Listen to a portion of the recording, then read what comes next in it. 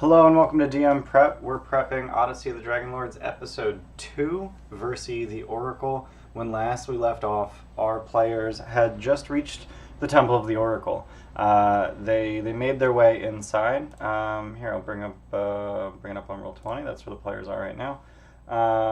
So they made their way inside the Temple of the Oracle, having fought the the steam mephits that were outside. And then they encountered Breka and his hoplite soldiers, members of the Orders of Sidon. Managed to kill a bunch of them, and then actually convinced two of them that they should join their side, rearmed them, and then sent four of them running. So four of them went running, and it's going to be really interesting. So we already prepped the rest of the temple, so I don't really think we need to go over that, but just to sort of recap, so Proteus is the head priest. We can refresh on what he knows. Proteus is the elder attendant, loudly and forcefully pleading with Breka to stop the witch from harming Versi. If questioned, he explains that a sea hag named Helica arrived at the temple 2 weeks ago. She has been wantonly slaughtering his acolytes in order to torment the captive oracle. So right off the bat, at the start of the session, I know a bunch of my players are actually worried that Versi is dead. So through Proteus and through the two remaining priests who aren't dead, I can reveal to them real quick that Versi is alive, but she needs help. This sea hag, Helica, has her captive. What Proteus probably doesn't know is that the door is a mimic. Fortunately, my players, two of my players are playing characters who are familiar with this temple. So when they get to this mimic door and they see that it has the face of Sidon, they're going to know that it's not that's not the same door. So they can deal with that. So this door here, I believe, is locked. Yep. So this stairway door that leads blah blah blah can be smashed open with an athletics check. Doesn't say anything about picking it. But I don't see any reason that it couldn't also be picked. I would probably just say it's the same DC 20. Thieves' Tools check. There's also the flying swords here if they do decide to go get the key. If they grab the key, the flying swords attack. And I think these four would take that as an opportunity to also attack. So I believe that flying swords, they should be tiny.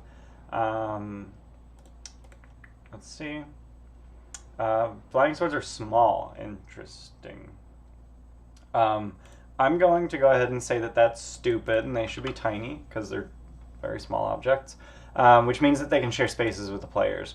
So they're going to start, if the players do that, they would essentially flood out of the room, giving these guys room to take positions here and start attacking the players.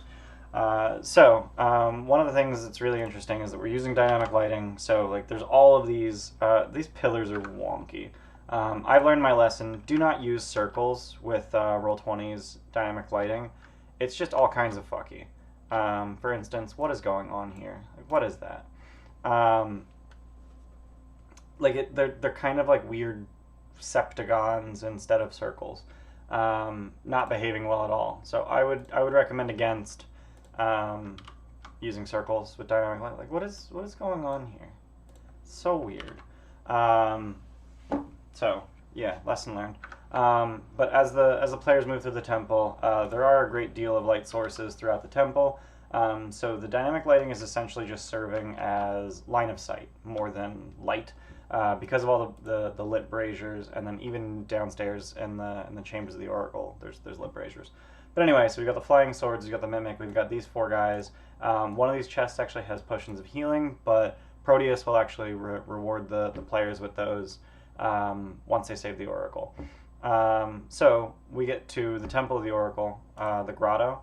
So we're going to go to the next map. So it's fairly straightforward. There's a rug of smothering. Let's move to tokens. Is there a token? Oh, there's a torch token that shouldn't be there. So there's a rug of smothering in the middle of the room. If someone steps on it, I believe. Attack anyone who tries to move deeper into the cave. Cool. I don't think a Rug of Smothering is a particularly dangerous foe on its own, especially not for a group of level 2s. It is CR2, but it only has 12 AC, 33 hit points, and it needs to hit. If it doesn't hit someone in its first turn, then it's going to have a really hard... It's just going to get annihilated. Because the only reason it's not... Like, the only reason it's CR2 is because its hit points are effectively doubled by the damage transfer feature. But that only works if it actually hits something. So, if I have any DM inspiration, let's check if I do. DM Cheerspiration, rather. Yeah, I'm actually sitting on 3 nat 20s, so I could just throw a nat 20 to make sure that that hits. Because like it doesn't even do damage on a hit, but at the start of the turns they take bludgeoning damage, so. Sorry, got a little phlegm in my throat. Rug of Smothering. So the question is, like, do I want to put anything else in here? So obviously if they have any kind of combat here, Helica's going to know they're coming. And the thing is, the Water Weird is completely fixated on holding the Oracle and will not retaliate when attacked. So like the Water Weird is not it's not a thing. So what I'm actually going to do is I'm going to put Versi inside of it. Yeah, I'm just going to put her inside of it. And then, you know, that's enough of a name that the players can see, oh, that's a Water Weird. And then the other weird thing is that for some reason they decided that you should be able to see enemies' health bars in this module. So every enemy just has its health bar visible, which, not great. Players aren't supposed to know how much health enemies have, so we're going to turn all those off. So the Helica carries a single pearl worth 100 gold pieces, which is good because we do have a cleric, one of whose domain spells is Identify, but he doesn't have a pearl for it, so this is good. That'll work for him. So, you know, it's fairly straightforward. They're going to fight some stuff, and then they're going to fight some more stuff, and then they're probably going to fight even more stuff. And then they're going to rescue the Oracle, and then they're going to have a very long conversation with her. So the Sea Hag is also CR2. I kind of want to actually... I think it would actually be a good idea for Helica to come out while they're fighting the Rug of Smothering. So let's see what she can do from distance. Oh, jeez, excuse me. So she does have the Death Glare. She has a swim speed of 40 feet, so she could, so let's see, 10, 15, 25, 35, 40. So she can get to here on her first turn in combat once they start making a bunch of noise and get attacked by the Rug of Smothering. So she can just make her way out and then immediately use her Death Glare. Which, oh my god, Wiz save versus drop to 0 hit points. That's... yikes. But that's essentially, like, the only thing that she do. Effect ends if she takes a bonus action to end it. So what she would do is once she realizes that they're here, she would bonus action, drop her appearance, and then Death Glare. And then at the start of their turns, they'd have to make Wiz saves versus Frightened. So between the Rug and Helica, this could actually get pretty dangerous, because they are only level 2. But I think they'll do pretty okay. So I like the idea of combining combats, but not just, oh, let's throw a whole shitload of stuff at them, but oh, well, you know, it makes sense for this person to come out at this time and attack them. So then once they're done fighting, they get to meet Versi. Like, once they're done fighting Helica, they can make their way into here, which is Versi's, like, bedroom, essentially. And then they can just wail on the Water Weird, who does not fight back. Like, it literally says, will not retaliate when attacked. So it'll just, like, they'll just wail on it until it's destroyed. Its spear goes back to the elemental plane of water, and Versi's free. Cool. So, in addition to what can be found on Helica, many gifts the Oracle has received over the years are found here. So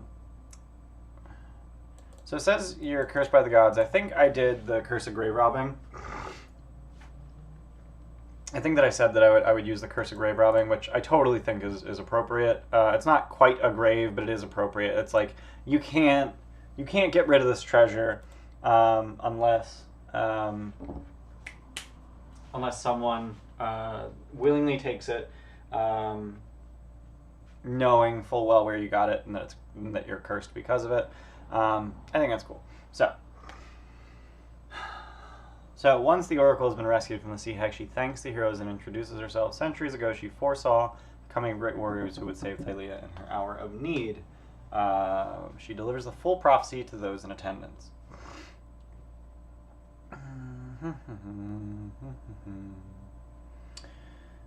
Stares in each of your eyes, probing your souls with her penetrating gaze. You guys heard the joke about penetrating gaze? Some time passes before she speaks. You warriors who stand here gather will be tested. The fates have revealed 3 great tests that must be accomplished before you're ready to sail into the 3 seas and face the Titans. So one of the things that my players have mentioned is that because Kyra mentioned that she's accidentally sent several groups to their death because they were not the chosen heroes. Thanks, Andy. That they want to know what the prophecy says, which led her to believe that they were the chosen 6, essentially. So I want to come up with some really vague wording that could mean a lot of different people.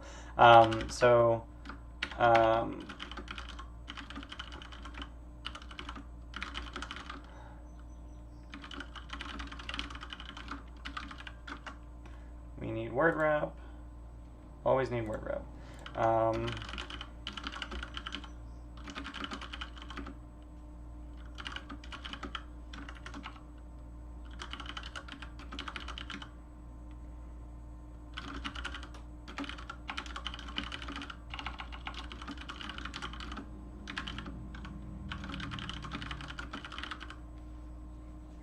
Eight hooves will I have, and 11 hands among them. Yeah, hooves, little hoofy hooves. So 8 hooves will they have is super vague. It's do they own 2 horses, or are there 4 minotaurs? So it does refer to this party because there's a minotaur with 2 hooves, a satyr with 2 hooves, and a centaur with 4 hooves. And 11 hands among them essentially refers to many touched by gods, and one among them scarred by a god. So that actually is going to be really interesting because this one among them scarred by a god refers to Alaris, because if you guys looked at her character art, she has the scar over one eye. Her one eye is blinded, and she thinks that it was the dragon Hexia, but it was in fact the dragon Helios, who is her god. Yikes. Many touched by gods, and one among them scarred by a god. 8 hooves will they have, and 11 hands among them. So I've got a detail about Ysena. I've got a detail about the 3 hooved characters. I've got a detail about Alaris. I don't yet have a detail about... Who am I missing? So I got Alaris, Ysena, Helios, Remir, Orsina, Scorpius. So Scorpius is actually sort of scarred by a god. Ooh. So I don't know if I like many touched by gods. I think that's a sort of a nothing phrase. One touch left a scar. Yeah. 2 of them scarred by their presence. Scarred by their eminences. Sure.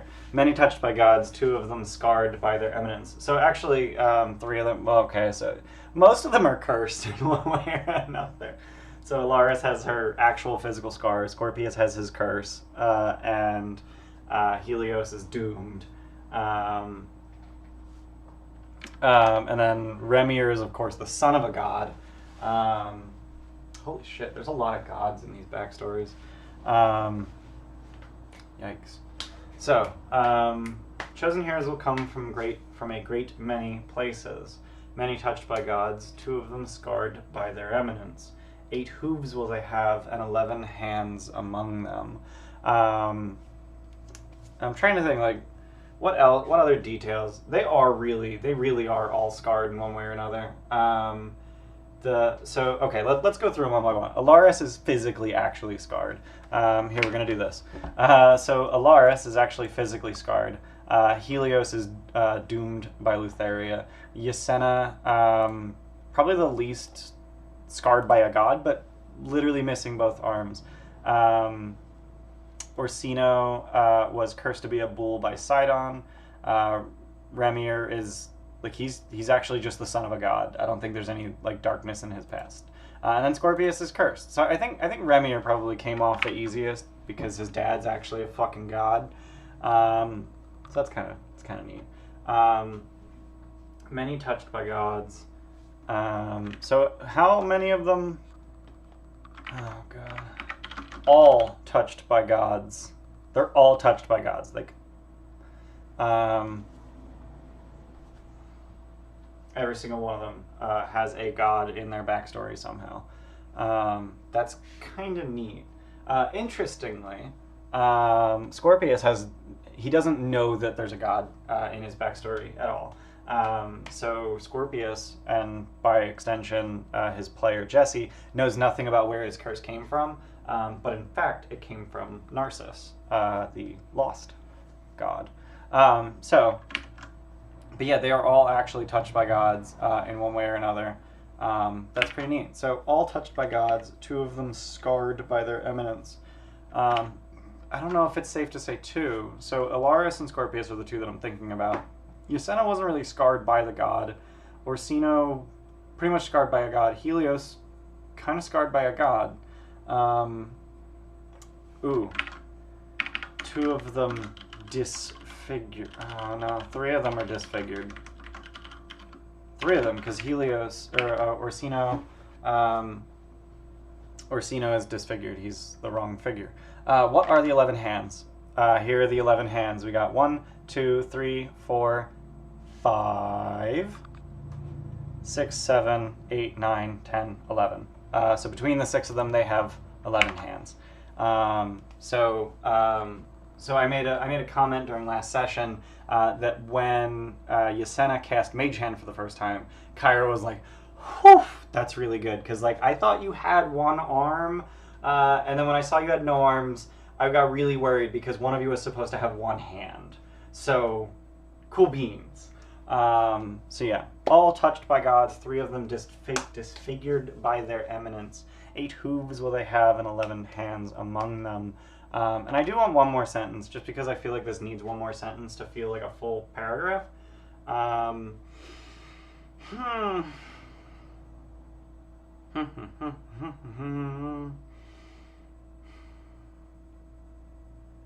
what do they have in common? What don't they have in common? So we've got a bunch with hooves. We've got a missing hand. None of them are human. None of them are settler races. Heroes all. They're not natives. They're not all natives because Orsino is technically one of the original Dragon Lords. So he's not a native. Heroes all seen as natives.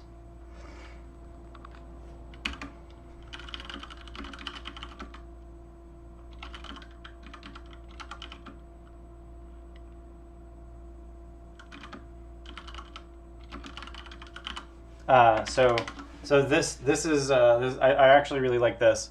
They will gather to save a sour vintage. So that sounds like absolutely non-fucking sensical. It's like, why in the fuck would a group of heroes come together to save some fucking wine? But then you realize that they came together to save the inn called the Sour Vintage.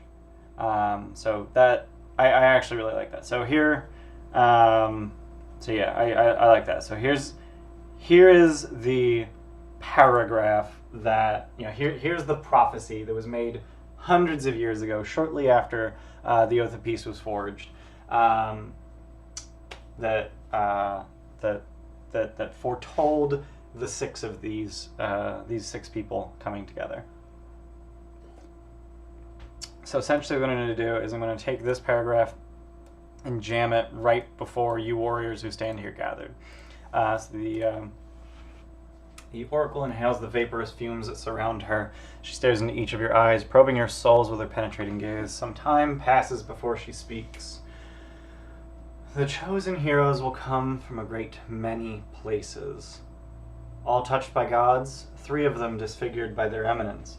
8 hooves will they have, and 11 hands among them. Heroes all, seen as natives, they will gather to save a sour vintage. You warriors who stand here gathered will be tested.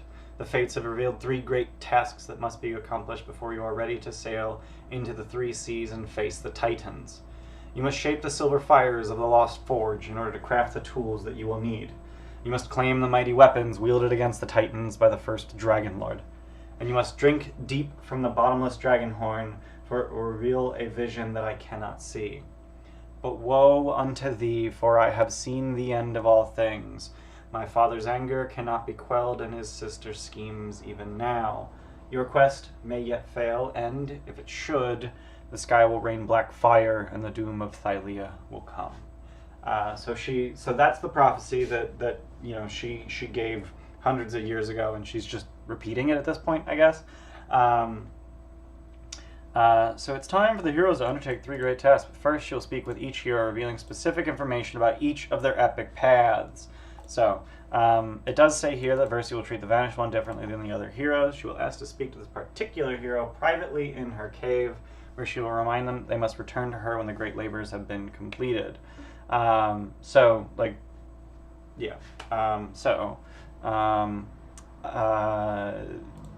Vanished One in our party is Orsino, Tim's character, and tomorrow, which is when we play our next session, is his birthday, and I know that Versi is capable of casting Foresight, and I'm fairly certain it's Touch. So what I'm going to have her do is, as a birthday present to Tim, she's going to cast Foresight on Orsino, but instead of the duration being 8 hours, the duration is going to be for the remainder of this session. So for the duration, the target can't be surprised, has advantage on attack rolls, ability checks, and saving throws, and other creatures have disadvantage on attack rolls against the target. So just a fair, just a flavorful birthday present for Tim. Happy birthday, Tim. So let's go look at running epic paths to see what she's going to tell them. Alright, so we have a demigod. So meeting the oracle. Versi expects great things from the demigod. She encourages them to travel to Estoria and meet their father, Pythor. So, Remir. I'm literally just going to copy paste these. His birthday is now. I'm gonna post in. Damn it. Jesse already beat me to it.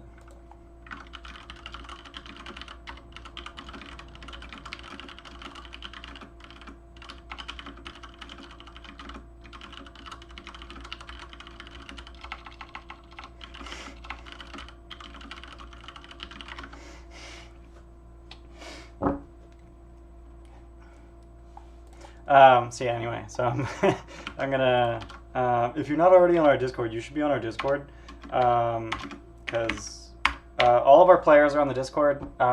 We talk about our games between sessions. There's a great community of, I think we actually finally crested 100 people. 92, 96, 9. We have 102 people on our Discord. Thanks, Jay Miller. Yeah, we have over 100 people on our Discord, finally. So that's really cool. So Remir is the demigod, the vanished one. So I'm gonna do Orsino last. So I want to put these in the order that I want to actually do them, but I can just copy paste this, and then bam. Versi asks the vanished one to swear an oath they will return to her once the prophecy has been fulfilled and their world has been saved from disaster. Once the oath is sworn, Versi will reveal that the vanished one's famed armor, along with the crown of the Dragon Lords, are located in the Tomb of Xander at the Necropolis of Telamok. She refuses to offer that information until the oath is sworn. So, cool. Moving on, the Doomed One. So this is something that I need to keep in mind throughout the entire campaign. So Goatlings, Jackalware, Lamia, Maenad, and all hostile undead they single out the Doomed One. She already knows that Maenads hate her, and I think I already told her that Goatlings hate her, but we haven't seen Jackalwares or Lamias, so. But we're gonna grab this, and this is for Helios.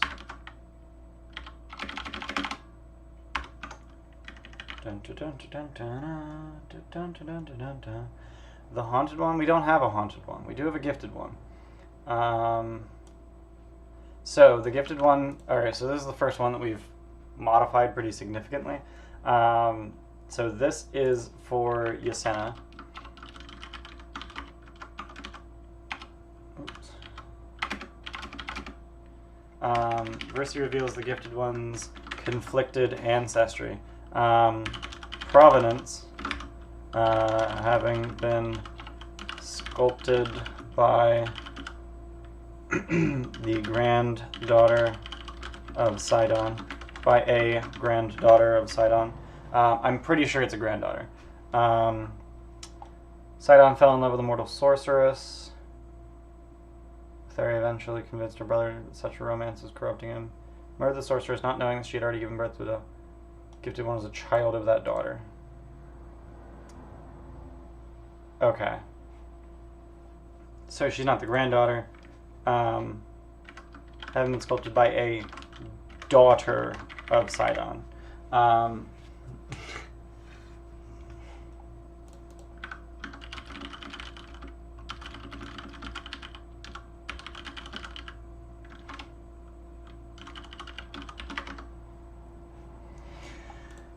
So yeah, all right. So I'm modifying things kind of weirdly. They're sculptor's mother.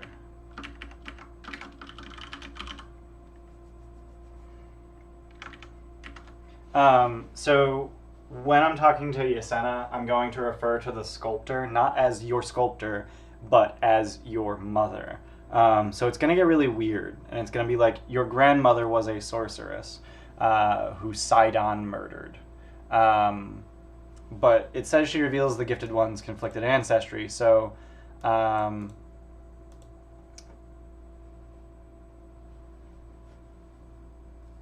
so the sorceress... Yeah, so the grandmother is the sorceress that Sidon murdered because Lutheria convinced Sidon that the romance was corrupting him. But Yasena's mother / okay. So the way that I'm going to explain this at some point... Alright. 1 week after receiving the locket spear, the Gifted One's grandmother will speak through it.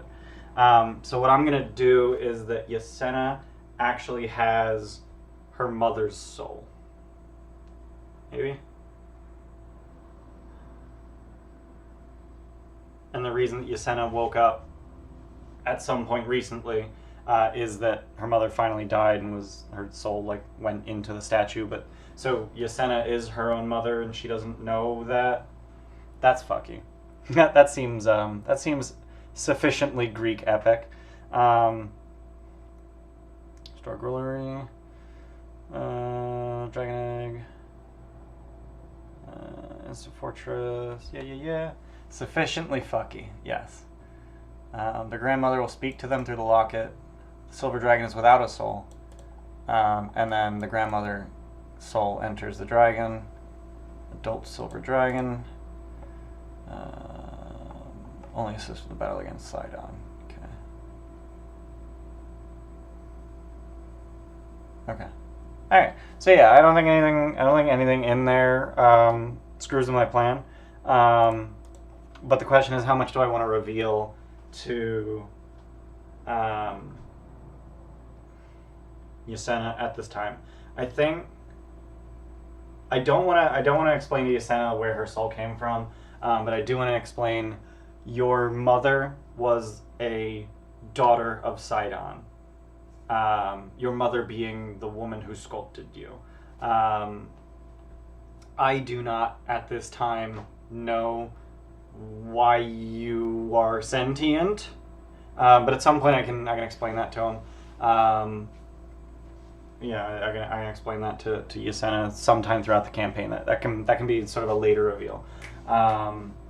But your sculptor / mother was a daughter of Sidon, and this locket belonged to your grandmother, a sorceress that Sidon murdered. So that's essentially what I'm going to reveal to Yasena. It's actually really easy. The Lost One. We don't have a Lost One. We do have a Dragon Slayer. First, it tells the Dragon Slayer that they are destined to become the bane of evil dragons. Neat. They must seek out the Forge Keeper in the Mithril Mines to learn more about the artifacts they need. Cool. That's easy. I think out of all the epic paths, Dragon Slayer might be the weakest one, just because it's like, oh, Dragon Slayer. But I feel like I've sufficiently transformed it and made it like, oh, fuck.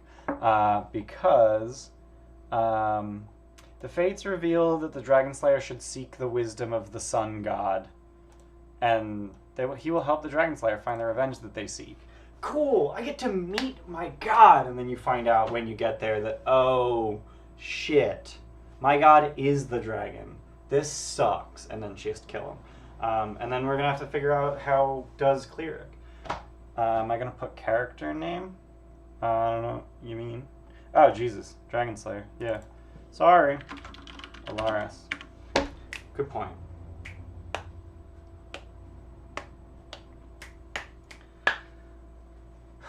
Now would be a very, very bad time for Tim to join. I mean, not really. 1, 2, 3, 4, 5. Alright, so I just need the cursed one. And that is Scorpius.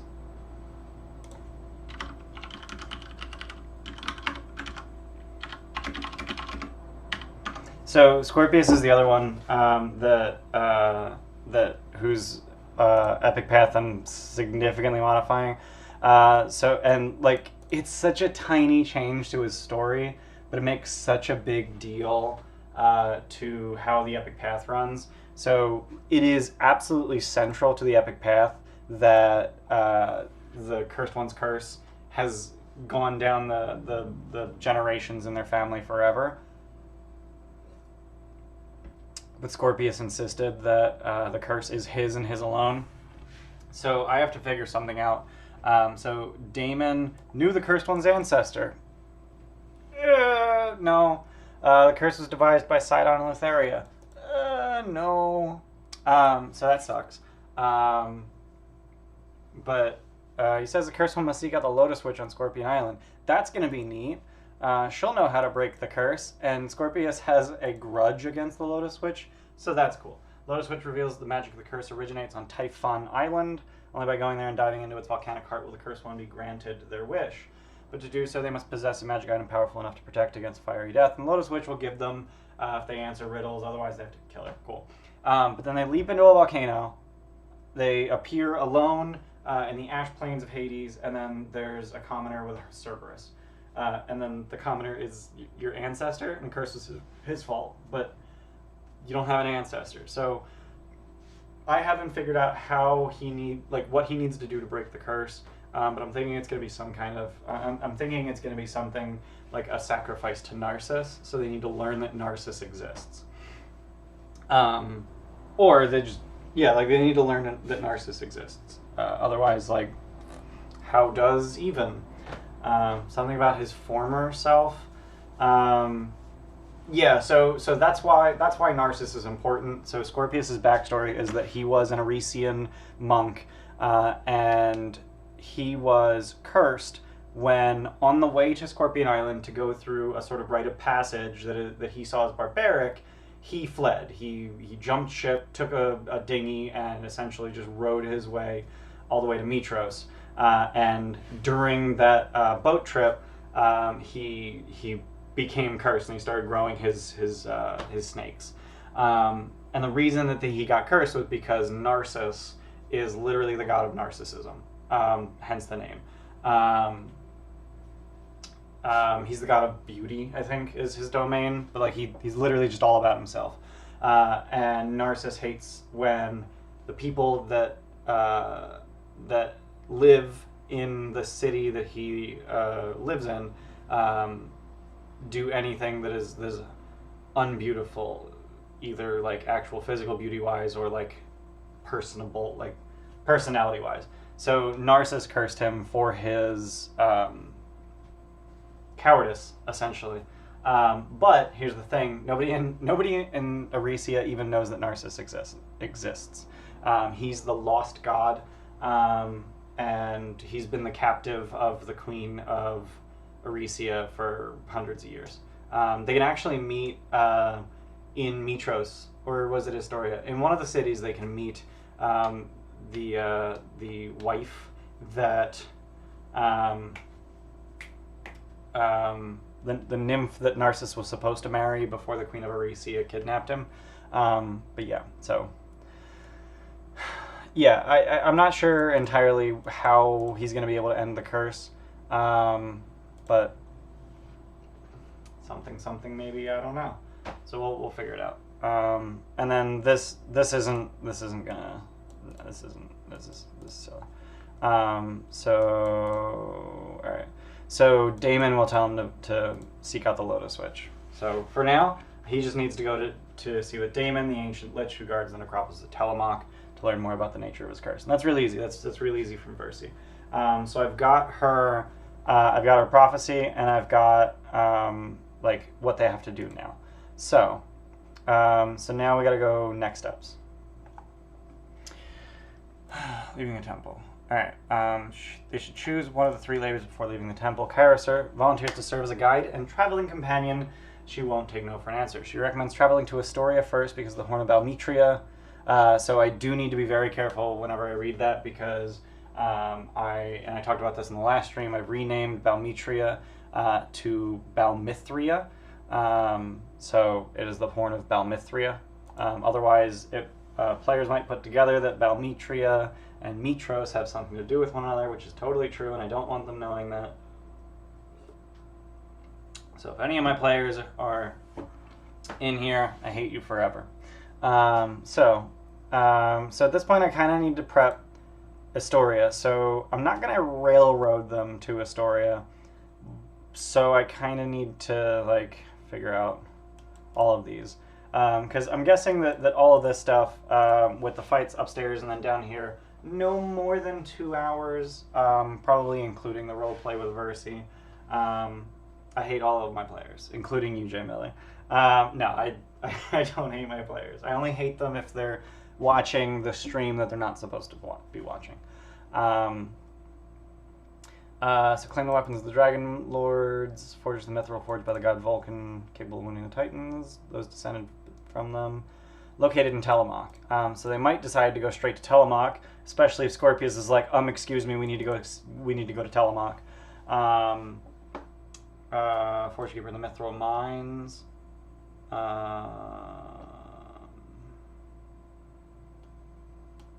Kyra suggests the party travel to the city of Estoria. Proteus gives the hero one burnished Dragon Lord coin and tells them to keep it safe. No one ever goes there now, as it's guarded by an undead gatekeeper known as Damon, who must be paid with a special kind of coin before he will allow anyone entrance.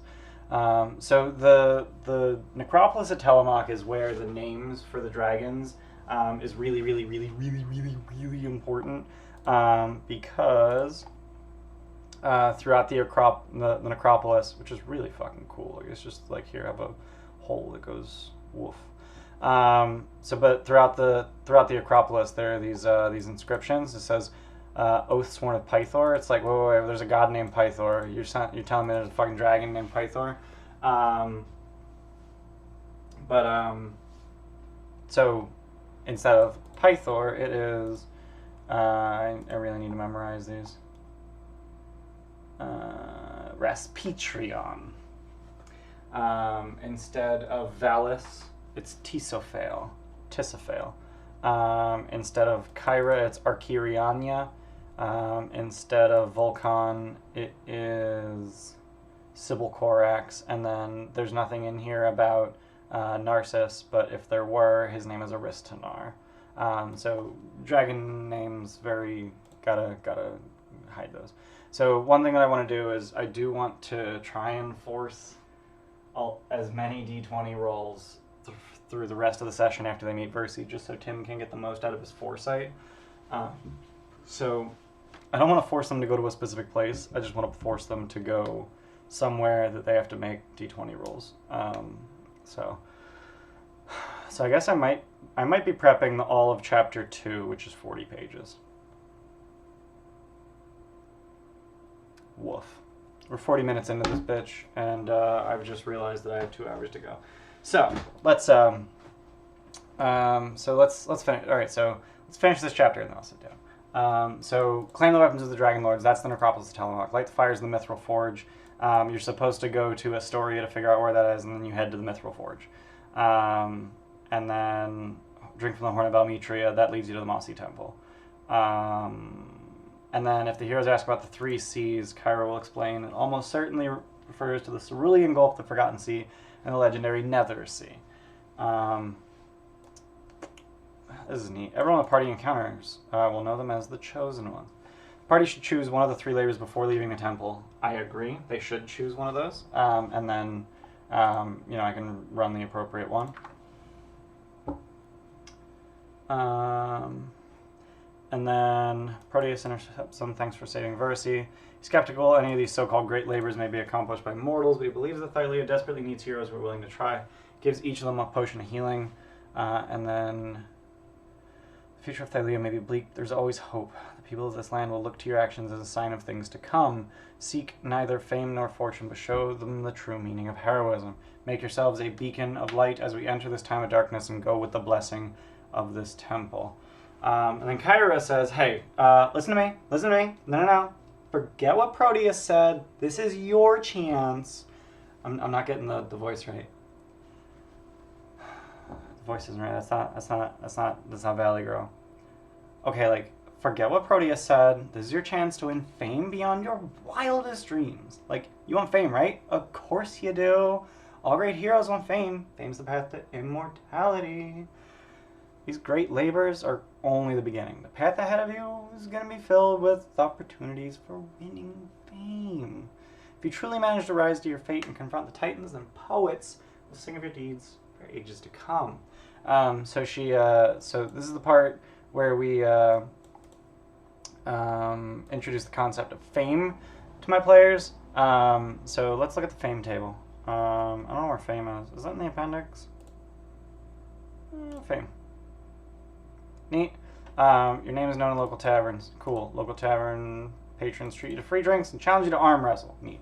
So there's a table of what their fame should be at certain parts of the game. Here we go. So first great labor is this.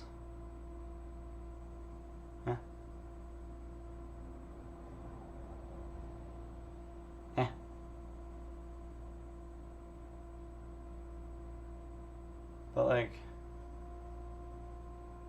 there's no explanation. Oh, use standard XP, experience points distributed in the session, XP rewards for completing major story milestones, breakdown of the hero levels at different points in the adventure, suitable XP rewards for accomplishment. Okay, so they should be level 2 during level 2 with 2 fame during their first Great Labor. So they should have 2 fame at the end of Chapter 1.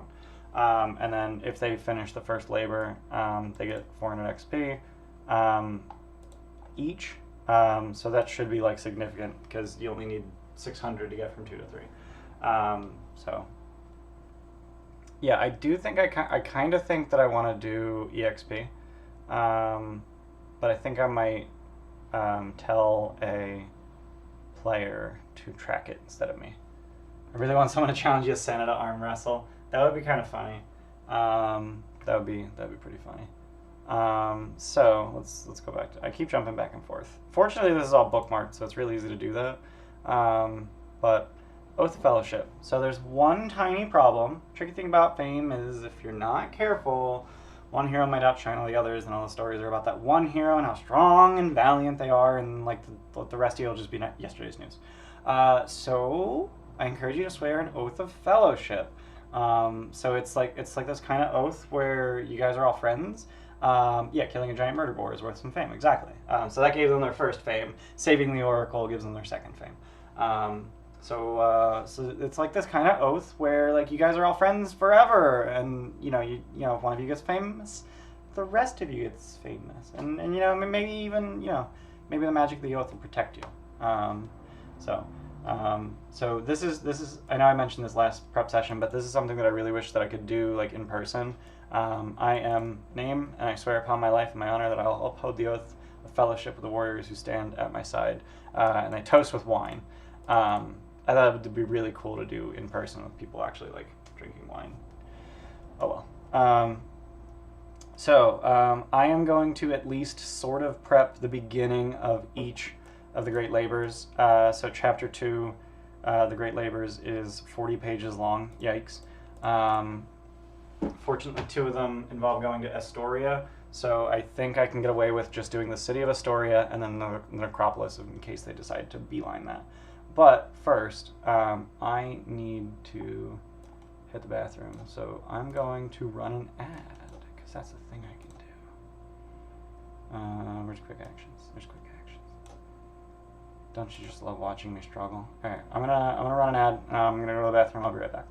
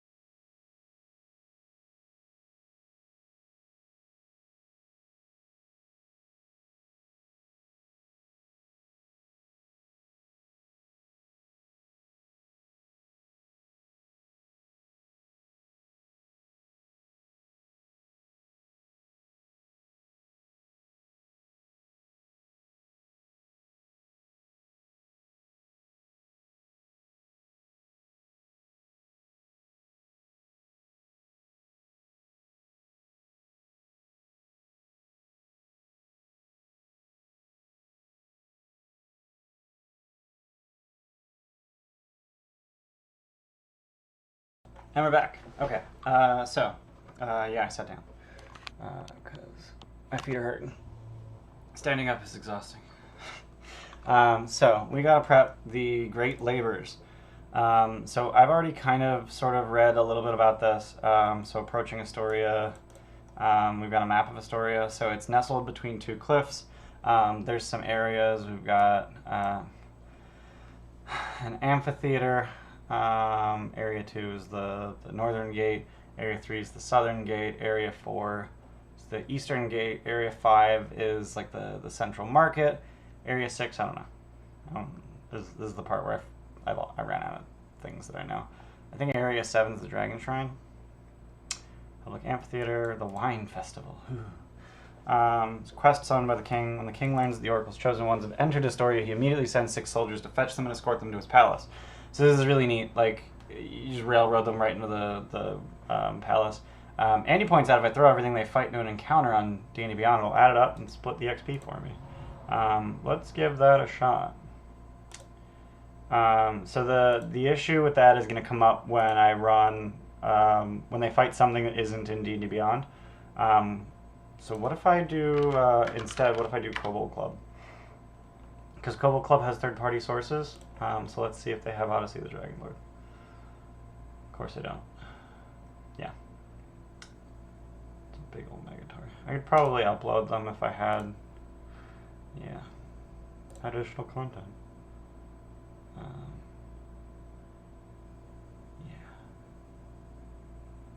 Right. Yeah.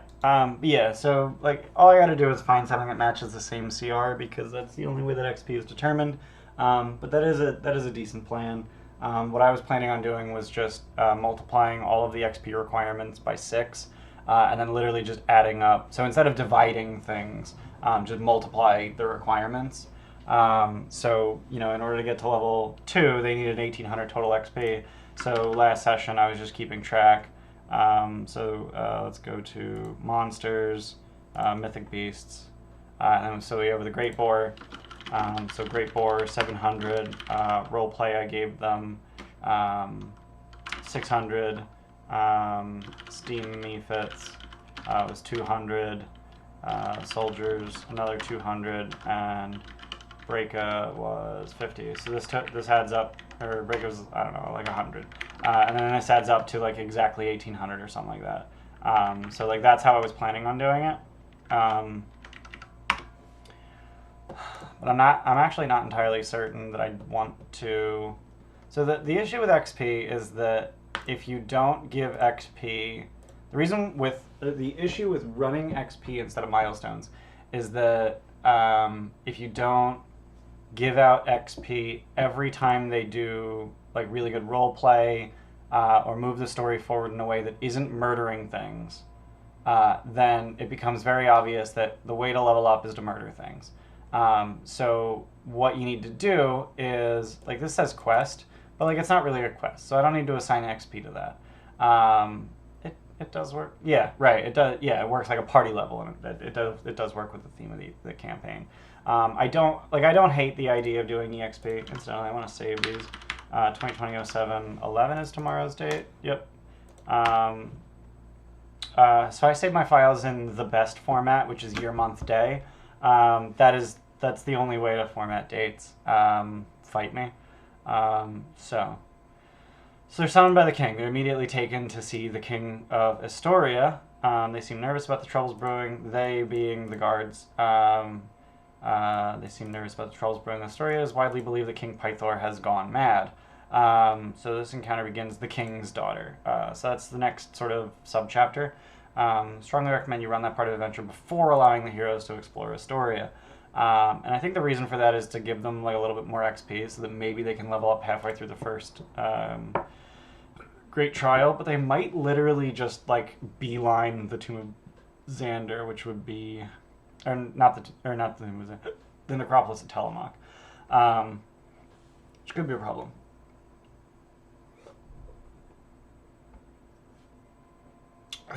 Anyway, so I really like all of these random encounters. They're very flavorful.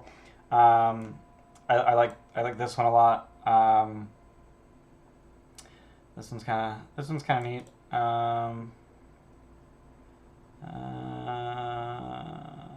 Ratty equipment and ragtag appearance. That's pretty cute. Goatling runs to the street. Oh, here we go. Powerful centaur shoves past one of the heroes and demands an apology. You thought it was a horse, didn't you? Might not work super well because there's literally a centaur in the party. But so we've got open amphitheater. Do I have a map of Estoria? I do. Cool. And it's got area number. Cool. So I can have both. Oh, neat. It's even got names. That's beautiful. So we got the Dragon Shrine, Dragon's Tooth. I don't know what the Dragon's Tooth is. The Agora. This is where stuff is. Yeah, he claims to have found it in the Necropolis of Telamok. A necklace of fireballs with a single gem left. Willing to sell it for a gold, but no one's buying it. One of the merchants will intervene and explain that he's a grave robber. He managed to sneak past Damon, gain entry into the Necropolis. He stole a necklace from the tombs, is now cursed by the gods. So that's actually like super important information. Like they should know that the curse of the grave robber is a thing that can happen. But I don't think it's really that big a deal. This is like super useful. What the fuck? What is going on up here? We got a Centaur and a Cyclops and another Centaur. That's kind of neat. I'm guessing that has to do with the King's Daughter thing. Anyway, living quarters. There's just houses and stuff. 3 distinct groups of buildings are walled off from the rest of the city. So we've got a wall here and a wall here. So I guess this is one of the walled off residential areas. This couldn't be because there's a public amphitheater.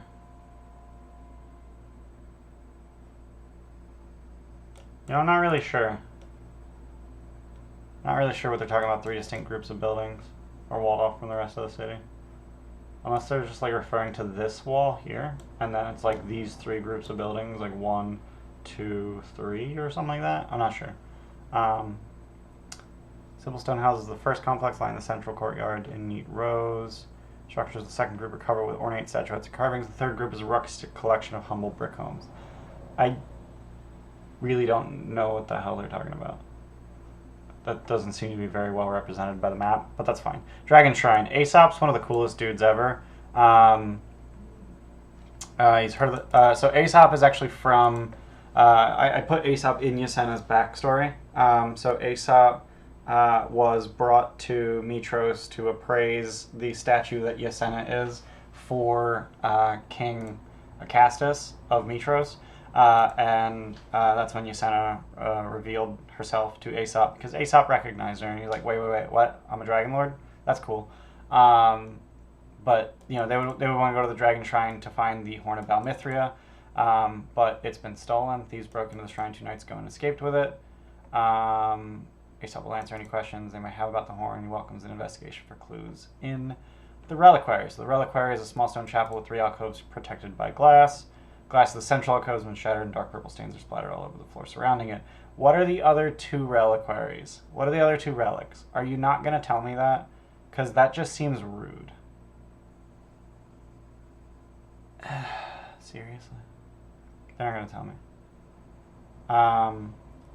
If the heroes return the Horn of Balmithria, Aesop will be overjoyed. Aesop will urge them to take a drink if they haven't already. Sacred ritual will grant them clarity on their quest. Ask them to swear an oath to take the horn to Queen Valis in Mitros.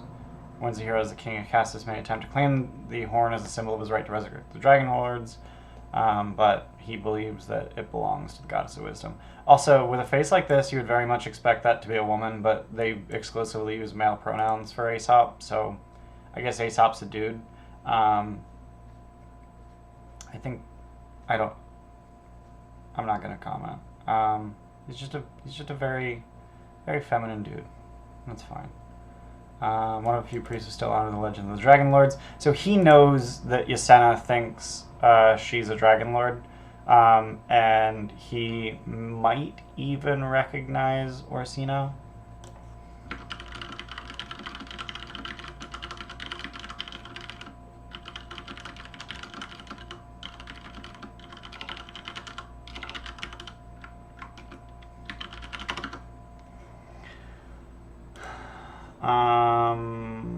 Dragon's Tooth, public house.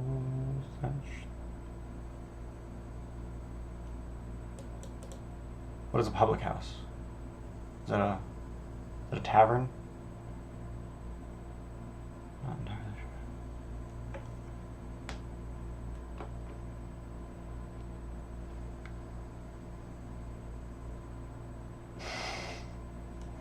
Rumors of the Dragon's Tooth. Bunch of rumors.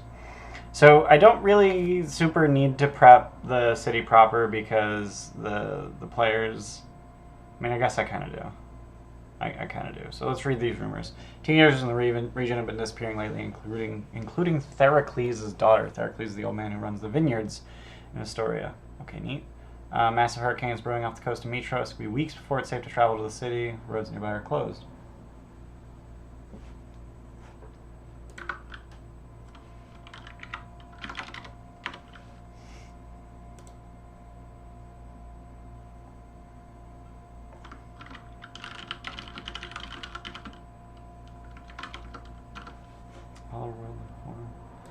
This is like a Roman public bath. It might be.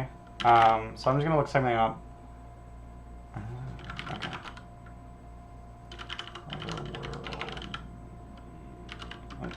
DDBM. Otherworldly form. UI.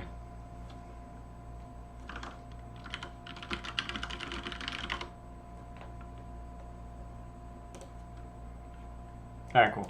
So, that reminds me of a thing. It might be like a public bath. Sheer amount of activity in and around it. Patrons, various states of sobriety. So there's food and drink and lodging at the inn. Okay, so it's an inn. It's not a public. It's just an inn. I don't know. Public house. It's weird. Massive hurricane off the coast of Mitros. Order Sidon demanded the destruction of the Temple of Five in Mitros. Yep. Band of warriors traveled to the Necropolis last month and haven't been heard from since. Neat. King Acastus of Mitros has fulfilled his promise to revive the dragon lords of old. Several farmers claim to have spotted his dragons flying overhead. Copper mines of Estoria are struggling to produce enough ore to meet the needs of the city. If only the mithril mines could be reclaimed. Everyone agrees that Princess Honora would make a much better ruler than her father, King Pythor. Everyone loves Pythor, but he's a terrible king. Volkan, the old dwarven blacksmith, has been grumpier than usual later. He claims to be the god of the forge. Everyone just humors him. Yeah, it's like a tavern or an inn. Several dwarves who visit the Dragon's Tooth every night. They work the local copper mine. Dwarves are part of a clan that was forced to flee the mithril mine centuries ago. Centuries ago. Okay, some of them are old enough to have been alive when it took place. They have no interest in returning, even if they were to be cleared out, because they know that the entire place was cursed by Lutheria. However, some of the oldest members are still seeking closure. They like to bury the kin they lost and are willing to pay 10 GP for each dwarven skull returned to them. That's cool. And also, that's where the players need to go to get the Mithril Forge. So,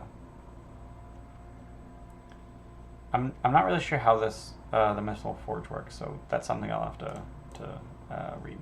Volkan's Hall. How did I decide to pronounce that? Volkan. Okay. Volkan. I have to get used to that.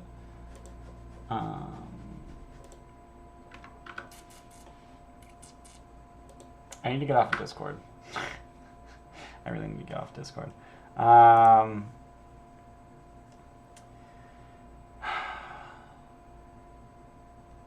He's not secretive about being one of the five gods, but locals have long thought of him as a strange dwarf with delusions of grandeur. He doesn't bother correcting. Greeted by the warm glow of embers. Room is decorated with a variety of bronze armors, weapons, and farming tools. Weathered-looking dwarf works at an anvil near the blistering forge at the back of the hall. He wipes the sweat from his brow and greets you.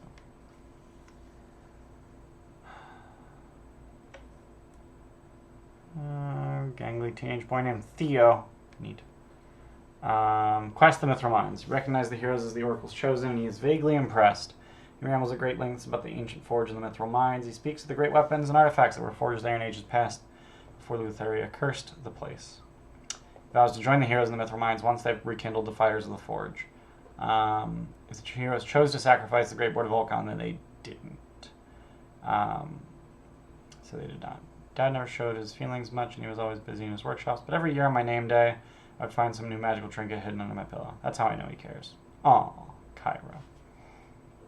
Cute. Area 10, we got the King's Palace. King Pythor can always be found in the Great Hall, accompanied by half a dozen of his advisors. First time heroes come to the palace, refer to the adventure section, the King's Daughter. So we'll get there. The Rock of Estor, Area 11. Where's Area 11? There it is. Okay. Oh, there's basilisks there. Jutting out of the shallows of the Archelon River, the Rock of Estor is less impressive than its name would suggest. Its flat surface forms a natural altarpiece where numerous sacrifices have evidently taken place. There's an iron pole stuck directly in the center of the rock, and white stones are scattered around its base. Strong rapids push past the rock noisily. It's in the middle of the river. It's 15 feet in diameter. Stands only a few feet out of the water. It's in the middle of a ford across the river. It's only 2 to 3 feet deep across its entire width. Top of the rock is smooth with the iron pole sticking in the center, surrounded by chunks of white rock. Sacrifices to Sidon are made at the rock. Almost every day, 2 members of the Order of Sidon lead a cow out to the rock. They tie the cow to the iron pole and then hurry away. A few minutes later, 2 basilisks emerge from the water and scuttle over to the cow. They turn the cow to stone and devour the petrified remains. It takes a few minutes. They scuttle back into the water. They have a cave a mile to the north. Cool.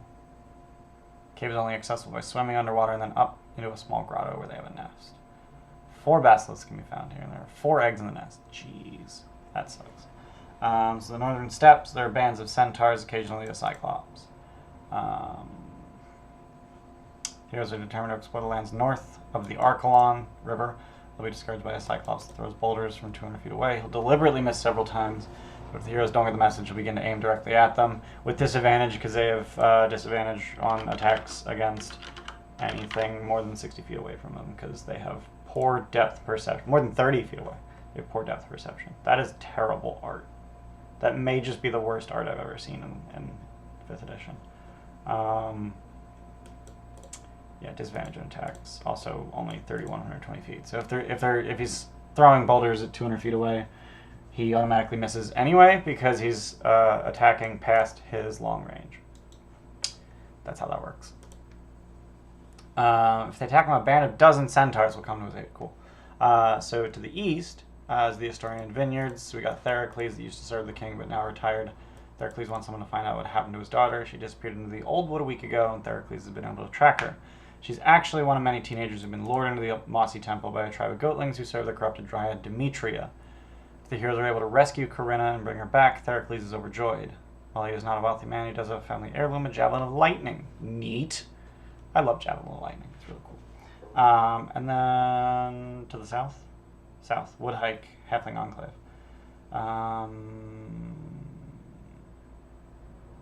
Sprites. Phobos will invite them into his house for tea. He's the mayor of Woodhike. He travels to Metros twice a year to represent the small folk. He offers them anything he can to help with their quest to build beds in Woodhike for small races. Once tea is poured and formalities are out of the way, yes. Time for help with his problems. Bandits! Sprites have discovered trees felled by axes. Phobos believes there are human poachers living somewhere nearby. There's some bandits, led by a bandit chief. She somehow bullied a gentle-natured cyclops into joining her gang. Wow. After following a stream for a mile or so, she can persuade the Cyclops that the bandits are not his friends. Cool. Otherwise, the party threatens the bandits. The Cyclops joins the attack in order to protect his so-called friends. Cyclops is neutral good, so killing him is an evil act.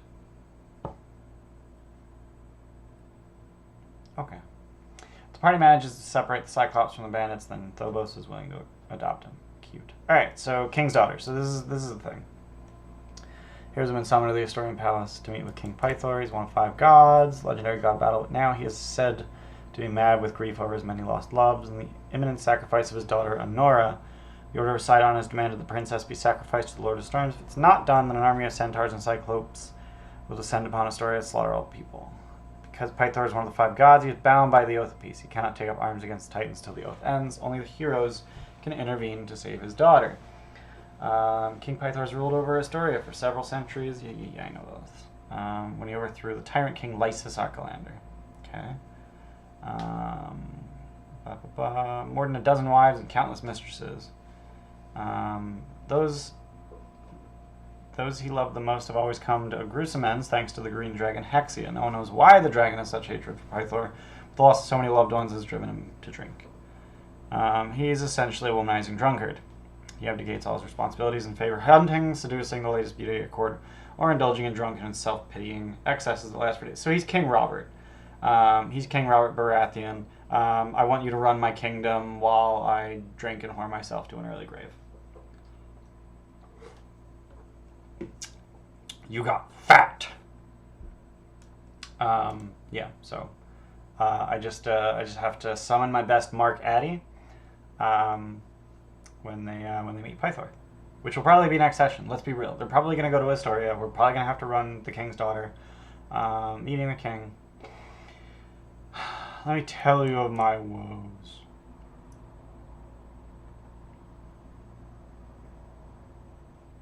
Cute. Cute.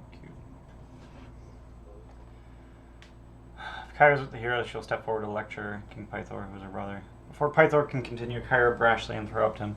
Whatever your woes may be, drowning yourself in wine will not solve them. You have a duty to serve your people in these dark times. This wallowing does no one any good. King Pythor hangs his head at her harsh words. That may be true, but what can be done? That was a noise. Hey, Looney Lucy is now following. Thanks for following. I gotta turn my volume down. Holy shit. Yeah, I got the... Yeah, it's the Kyra voice... Yeah, you got that. I think chat is like a minute behind, because I'm seeing reactions like way late. Oh, the peace binds my hands, and now the Titans conspire to steal away my precious daughter, Honora. But perhaps you heroes can aid me. Tell the heroes the problems that face him. Order a silent set detachment of warriors. Demands from the Lord of Storms. Demand that Pythor's daughter should be chained to the Rock of Estor. Cool, I just learned about the thing. And then, left there overnight so the basilisk can petrify and eat her. Only child by his last mortal wife, a woman he dearly loved. Years ago, Nora's mother was carried away to the Forgotten Sea by the evil dragon Hexia. Jesus. If the sacrifice is not accomplished by the next full moon, then all the gathered tribes of centaurs will descend upon Estoria and raise the city to the ground. Sino has already starved the city with his latest drought, and he always makes good on his threats. Death of thousands? The city holds thousands? That seems far-fetched. The city is tiny. To be chained to the rocks, to be devoured by the beasts of the river. She's resigned to her fate. She'll do anything to protect her city. Pythor's locked her away in the dungeons to prevent her from leaving the palace. Awesome. Heroes can discuss with Pythor and Kyra. Heroes need not act immediately. They have the time to complete one great labor before the next full moon. Okay, cool. So they might not necessarily do the thing. Pythor.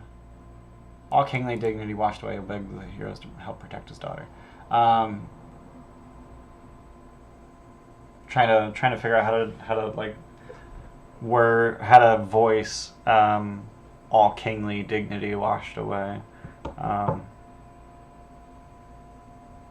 need you to protect my daughter.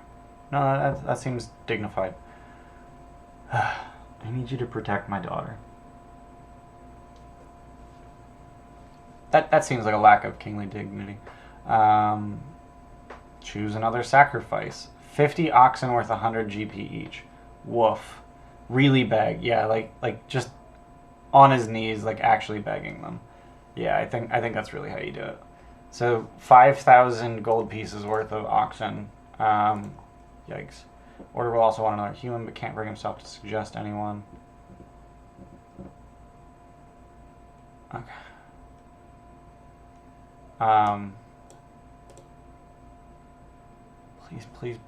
Please protect my daughter. Which will get Remir probably really upset because Pythor is so jazzed about his human daughter, and Remir is his centaur son, and Remir is just fucking nothing to this guy. This guy's not even going to recognize Remir. And yes, Remir is actually Pythor's son. That's a thing. That's a thing. That's his epic path.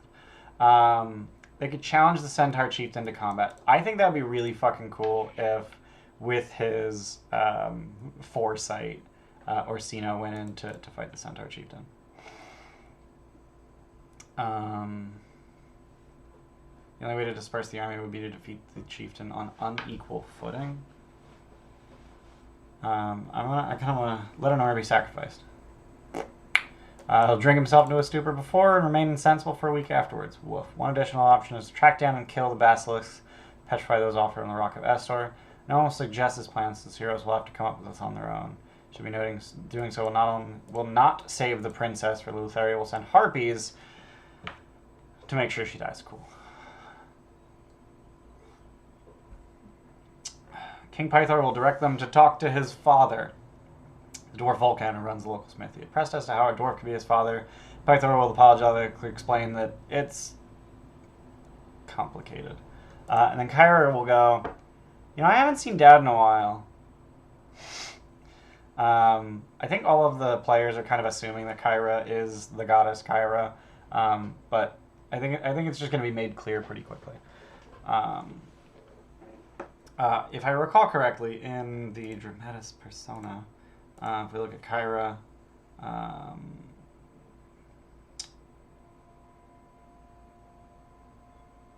is there no... Oh, here we go.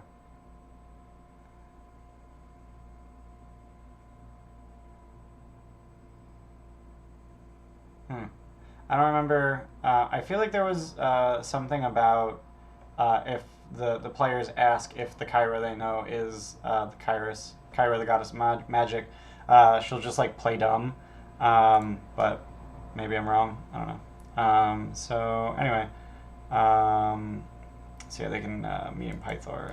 Valuable information for the demi-god and lost one. Valuable information for the demi-god. So let's go back to running the, not chapter 1, introduction. Running the adventure, preparing the adventure, running the epic paths, the demi-god.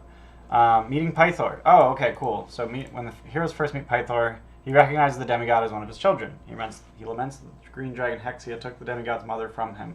Hexia dwells somewhere in the Forgotten Sea.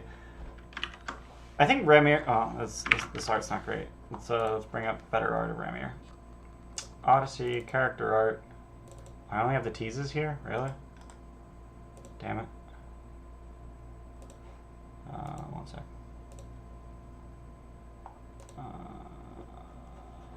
How do I not have the good art here? I'm gonna find it real quick. Oh my god. That's all. Alright. There we go. Okay. Here's Ramir. So, what I want to look up is how much Ramir looks like his dad. So we got Ramir, and let's look at Pythor. He's got the shaggy hair. Past that, not much. Not much. But yeah, I mean, I could maybe see some familiar resemblance. Obviously, the art styles are weird. But yeah, epic path, demigod, and lost one. We don't have a lost one, so that's cool. Yeah, they have the same eyes. Sure. Did they really? Let's see what color eyes do they have? Oh yeah, they do. They do have the same eyes. Ooh, I'm colorblind, so I don't notice that kind of shit. But yeah, so meeting Pythor. So that is something that I need to be aware of as we're going along, because like each of the epic paths has like their next step at different places. So this one's meeting Pythor. When Pythor learns that the demigod wants to finish building his greatest weapon, he will offer up his magical hammer.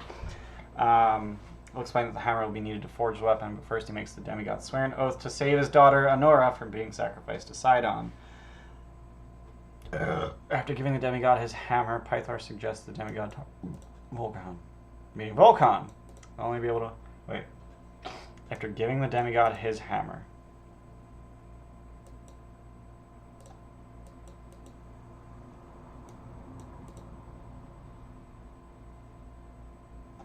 So he just gets Pythor's hammer.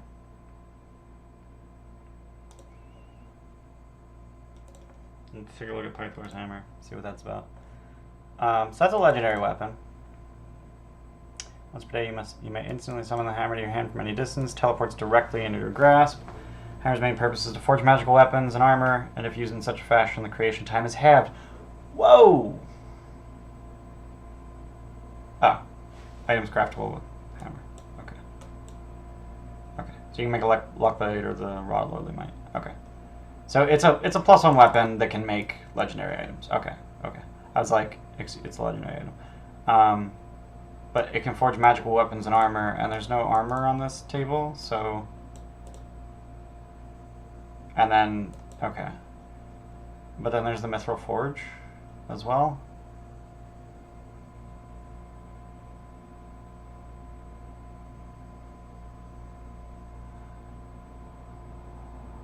Okay. So if he makes weapons or armor, it takes half the time. If he uses the hammer. Okay. So he's just gonna get that. It is Thor's hammer. It very much is Thor's hammer. It's Thor's hammer. But yeah, so meeting the Oracle, speaking to Xander. So at the Necropolis, so we did know that the, speaking to Xander.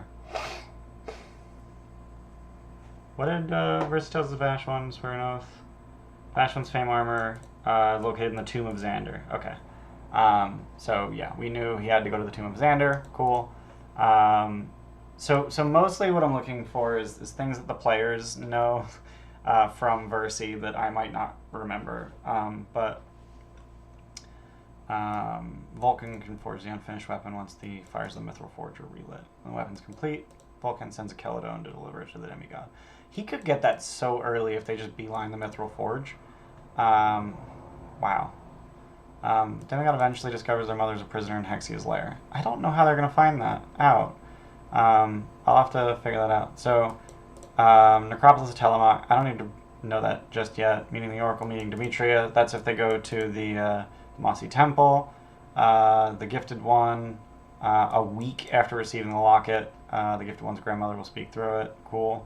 And then before the heroes set sail in the Ultra. So the Gifted One is silent for a while. Dragon Slayer. The Forge Keeper will give the Dragon Slayer the lesser magic item. The Forge Keeper says that the Dragon Slayer must obtain a weapon powerful enough to fight a dragon. Guardians of Yonder supposedly forged such weapons in the First War. The Fates reveal that the Dragon Slayer should seek the wisdom of the Sun God. Yep. Why would you go see the Fates? This says go see the Forge Keeper. Okay. Curse One. Meeting Daemon. I did know that they have to go meet Daemon. Okay. Alright. So I just forgot that there is actually stuff about the demigod meeting Pythor, so cool. It's valuable information. He will use this for leverage and is significantly more helpful after Enora has been rescued. So Order of Sidon 7 captains. Captain. Just captain? Is that a stat block? Captain. Bandit captain, pirate captain, captain. There's a bunch of different kinds of captain, but there's no just captain. Awesome. Neat. He'll turn down the offer of 50 oxygen. Cool. Guys will change his mind if any of the heroes suggest themselves as a replacement. Yikes. He knows that Sidon wishes to see the oracles chosen and killed, and offering them up on the Rock of Estoria would be a fitting way to do it. Gaius will only agree to a substitution if all the heroes agree to be sacrificed together. Interestingly, Kyra does have Scrolls of Raised Dead. I think functionally infinite Scrolls of Raised Dead. But also each of their epic paths has a thing. I think Hunting the Boar. I think it said something about it's like Raised Dead. Yeah. If a hero dies, she'll wait until the danger is past and then use her Raised Dead scrolls to bring them back to life. Okay. How many Raised Dead scrolls does she have? Like, they can't just get infinite reses, can they? Anyway. Centaur Chieftain. A Centaur hero with maximum hit points. You need a good argument or persuasion. If the hero is convinced Baynor, then he swears an oath that his army will leave the city in peace if his side loses. He'll demand that there are an equal number of combatants on both sides. He also demands that all the heroes participate in the battle. Woof. Okay. I thought... Okay, so I kind of want to just ignore this. Like, all this, like, demand that all the heroes participate. Because, like, he could... He on his own could probably wipe the floor with, let's see. Let's look at Centaur Hero. it's probably going to be a truck. Oh, that's not that bad. So he's going to have 84 hit points, double attack. So it's just like he's fighting a Lionel. It's fine. It's just fight a gold Lionel on your own, like no big deal.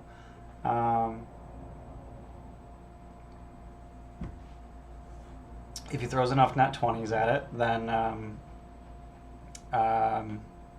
he can just guiding bolt it to death. But yeah, I think Orsino might actually have a chance against this guy, even at level 2. So I think that would be really neat if that happened, if he was emboldened by having... make sure you have the extra heart food ready, yeah.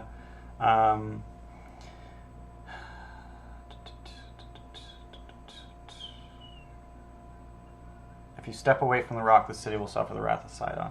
So if you all agree to be sacrificed, you could literally just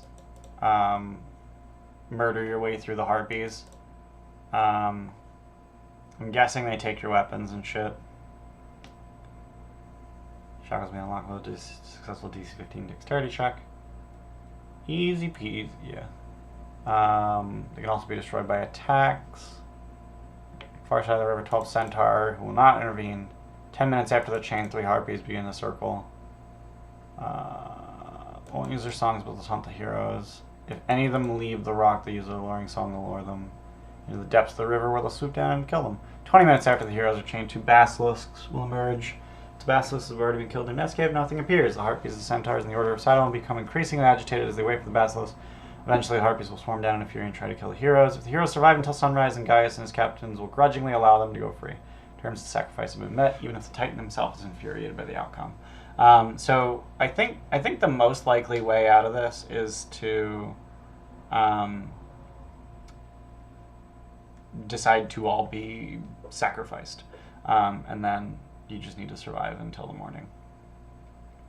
The heroes survive the Rock of Astor. Pythor will summon back to his throne room. Already deep in his cup, celebrating your victory. Woof. He's always deep in his cups. Greets you with a bone-crushing hug and painful slap on the back. Warriors, the prophecy of my eternal gratitude. There was a time when I would have taken to the fields to the battle of the Centaur army single-handedly, but alas, after my fighting days are behind me, perhaps it's time to officially retire my hammer. So this is when he'll give his hammer to the demi-god. He once used this hammer to smash entire armies of Gigans. What kind of hammer was it, incidentally? Oops, treasures of Thylea. Pythor's hammer. It's a war hammer. So if I recall correctly, Remir isn't exactly competent with melee weapons.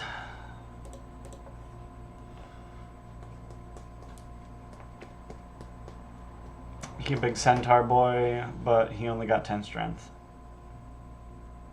And he's not Artificer 3.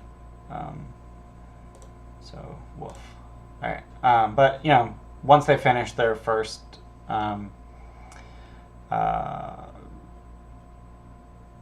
great labor, Jesus, my brain is having a hard time. Celebration with the king. He retrieves the hammer, grants to a hero. Finally, the king declares a full week of celebration in Estoria. Heroes may choose to enjoy the week's celebrations. There will be plays at the public theater that they can participate in, as well as much feasting and drinking. If Kyra is present, she encourages the party to press on with their labors. Can we create a crossover for this item? Wow, autocorrect is murdering you. Rubek wants it.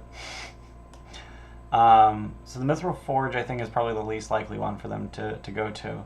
But also, it's one that they would have to go through Estoria to get to. So I don't need to prep the Mithril Forge or the Mossy Temple right now, because they wouldn't, the odds of them... Okay, so they can't go to the Mossy Temple. They don't know that the horn is the Mossy Temple. They might be able to go to the Mithril Forge, because they know they have to relight it, but they don't know anything about it, so they might just decide to go to Estoria just to learn about it. So let's go to the Heartlands map and see where... okay, we got the Necropolis, except that's... Oh, this is the wrong map. I forgot about that. So the Necropolis is actually down here, and then this is the Deadfalls, I think. There's a map in the book.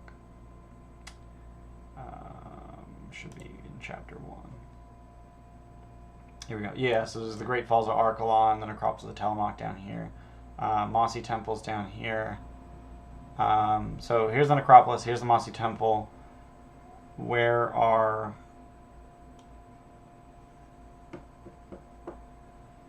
where's the Mithril Forge, is my question. So let's... Traveling the Forge. Archelon River flows southward from the Mithril Mountains and cascades over the Great Falls of Archelon, which is like... That was here, right? Where it empties into... Wait. What? Empties into the Cerulean Gulf. Okay, so it's like down here. Setting out from the north gate of Estoria at dawn.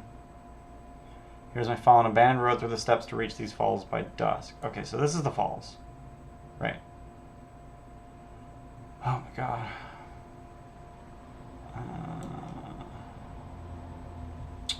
Great Falls. Secret pathway under the waterfall.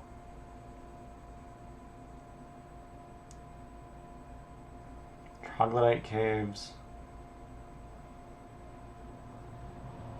Okay, so it's behind the Great Falls. Okay, so that's why that's on that map. It's not on this map, because screw you. Are these labels GM overlay? Nope, the labels are not GM overlay. So the Necropolis is actually down here. I'll have to get this more accurate map uploaded. But let's just look at that one more time. So yeah, the Great Falls of Archelon are up here. So Great Falls, they're at the temple, so they literally need to go through Estoria to get there, so it'd be kind of dumb.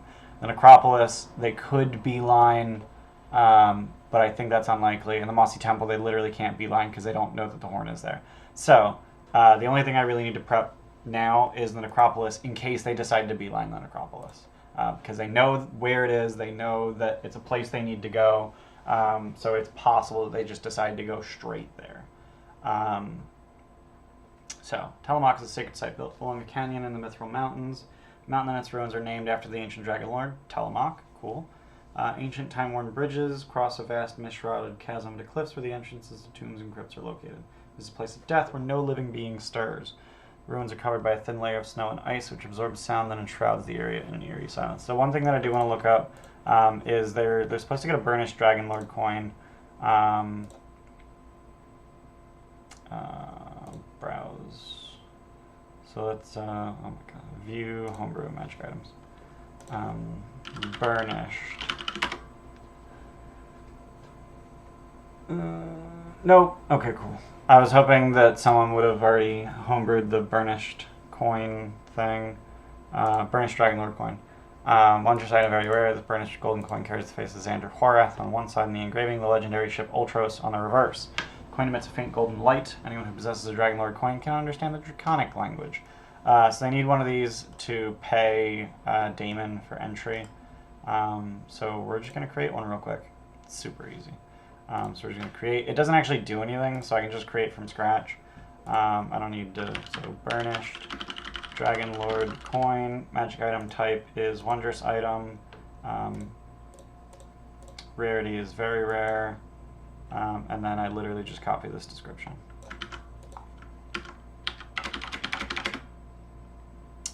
Oh, I do have to add a modifier that gives them the Draconic language.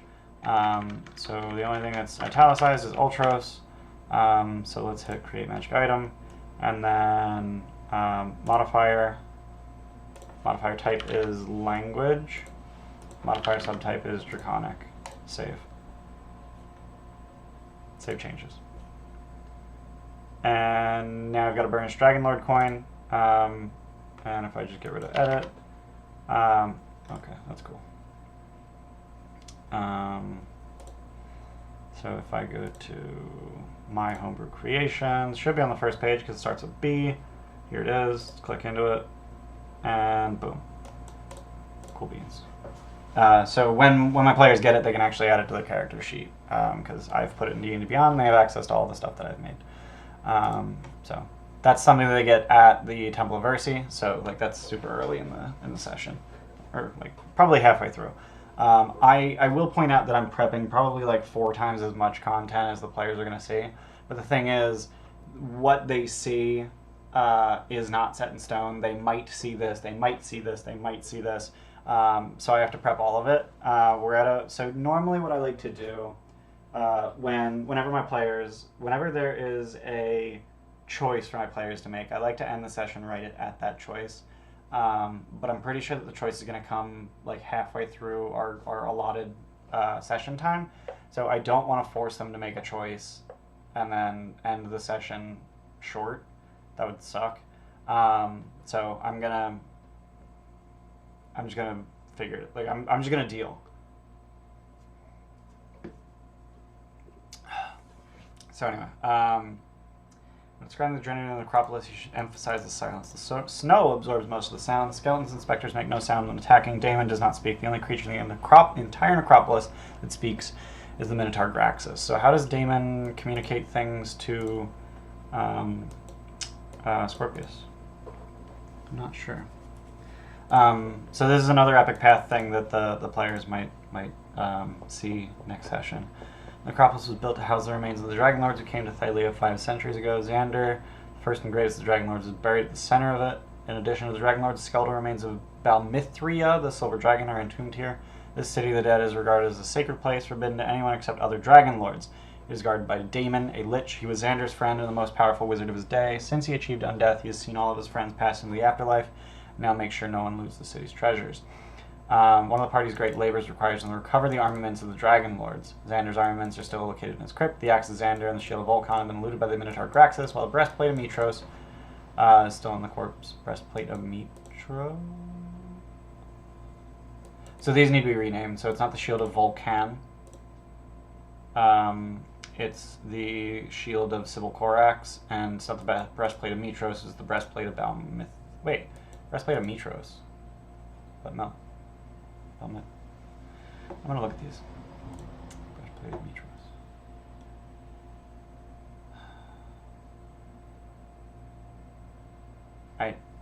I guess we'll just say it's named after the city. Or the god. And then the shield of Vulcan. There was a shield, right? Like, I see the axe of Xander. +1 great axe, sentient. Primary purchase, destroy giants and titans. And hit one of those creatures, deals 3d6 force damage. Wow. Wow. Anyway, so Necropolis. Yeah, Shield of Vulcan. That's not in this list. It's just not here. Oh god. Shield of Vulcan. Yep, there's one mention. Keep searching. Okay.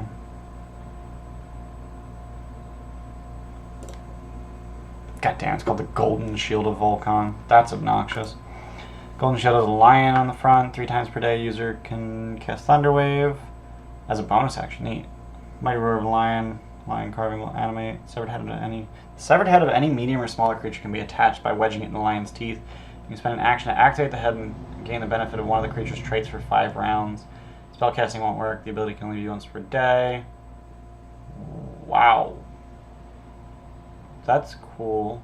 Does that have anything to do with the Dragon Vulcan or the God Vulcan? I don't know. I don't know if these things need to be renamed. Like the Horn of Balmetria is like the only mention of, like it's just really weird. The breastplate of Mitros, but the Horn of Balmetria. Like I understand that the Horn of Balmetria is actually the dragon's horn. Balmithria, the breastplate of Mitros. Like where these? I guess I'll figure it out once I know where these items came from. Arms of Kentamine. Neat. That's just a thing you see on the way there. Path of the Dead. Path leads into the Mithril Mountains. Commonly known as the Path of the Dead. It is the only way to reach the Necropolis. Telamok. Utterly quiet. No bird calls, no insects, no animal life at all. Even the sound of the wind is missing in the dead air. It grows colder as the path gains height, and the light covering snow begins to coat the path. The path is narrow and treacherous. Just past the edge, the ground falls away for hundreds of feet. Silence is suddenly ended by a song so beautiful that it makes your heart ache with desire. 3 harpies. Luring song. Affected by the song. Is it? This is just regular harpy? Or does... Yep, luring song, okay.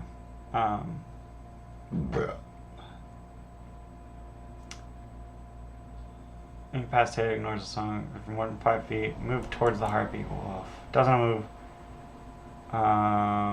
Doesn't avoid opportunity attacks, but before moving into damaging terrain and whenever it takes damage from a source other than harpy, it can repeat the save. So they get a save, and then before they walk off, yeah, they get another way to save. Failing that, make a strength check to successfully leap from the path to the nest. If they fail, they take 5d6 bludgeoning. That's not terrible.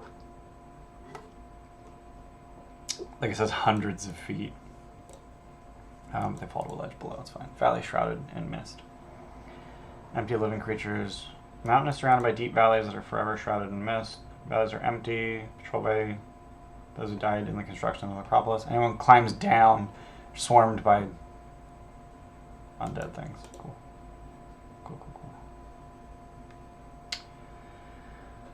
I will tell you what I know of Damon. He drank knowledge like others drank wine. His eyes were like portals into the depths of time. He knew things that no mortal should have the means to learn, and yet he never seemed to thrill at the acquisition of lore.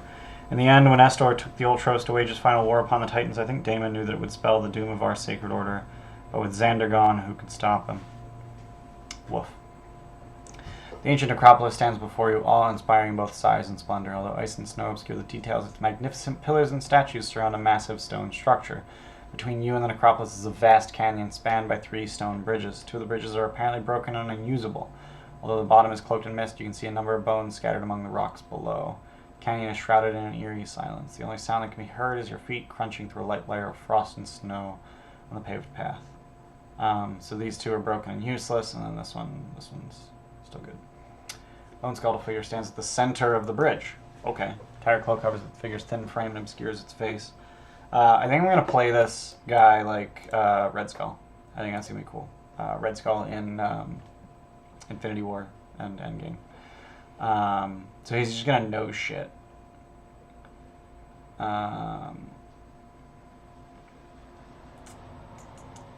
He lost everything in the First War, including his wife and children. Dedicated his life to the defense of the settlers. Now defends the Necropolis to honor those who sacrificed their lives to do the same. All right.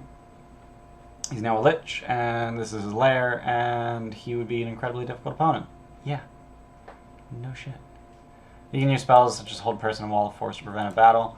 So let's just look up lich, see what his save DC is, because it's probably... Can I do the same accent?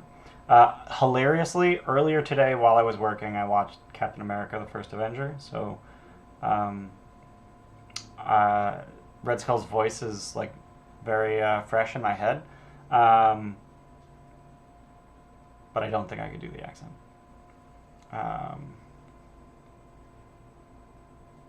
Yeah, I don't think I could do the accent. A guide of it. No, I got nothing. I don't know how to do it.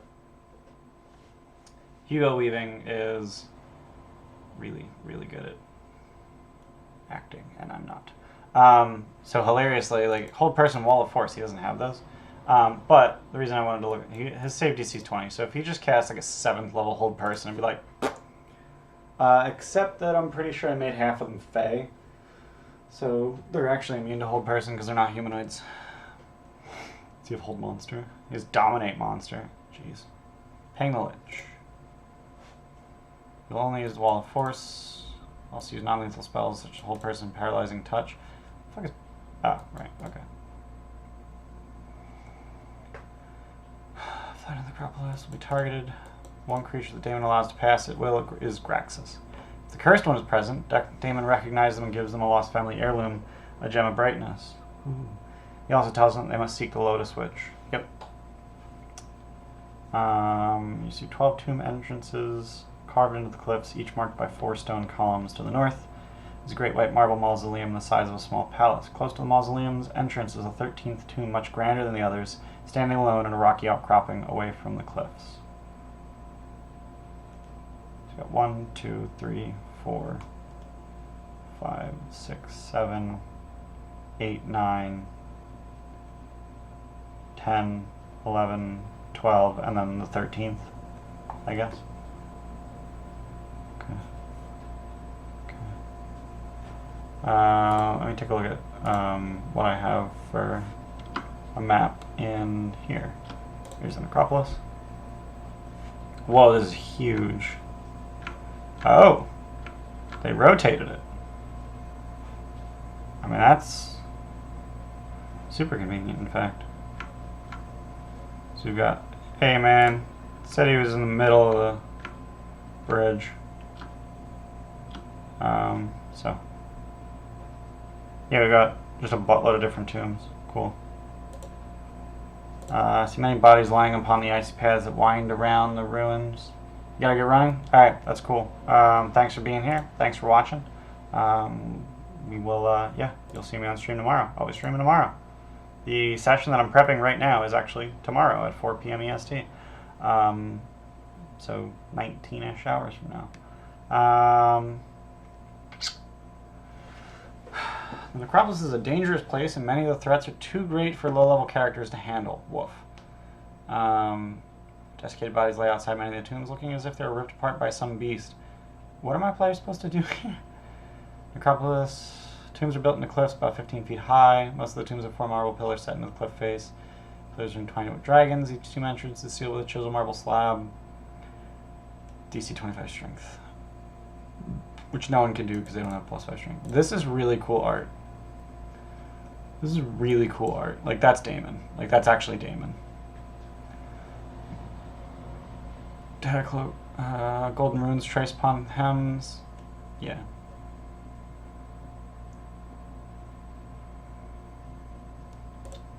You walk in the footsteps of gods. Yeah, I can't do a Hugo Weaving Red Skull. I can't do it. Sorry. Each tomb inscription names the Dragon Lord and turn inside, along with a warning. Okay. So, I have to read the thing and then also. Alright.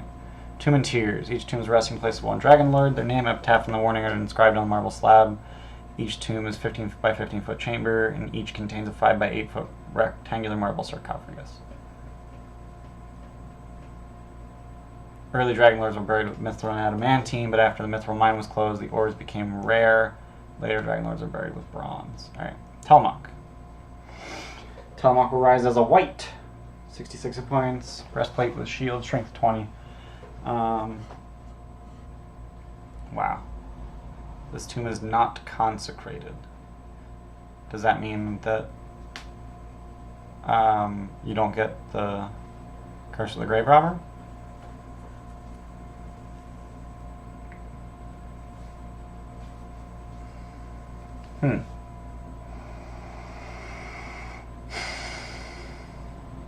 Adonis was not particularly well liked. Woof. If the sarcophagus is touched, a block of marble will seal the tomb. Yikes. In the space where the block dropped, mercury will pour into the chamber, enough to fill it entirely. But you could just... There's no more air, but like you could just go to where the mercury came from. Like, yeah, poison, that sucks, but... Another way to escape is with brute force, or... Huh. You can just go up to where the mercury came from.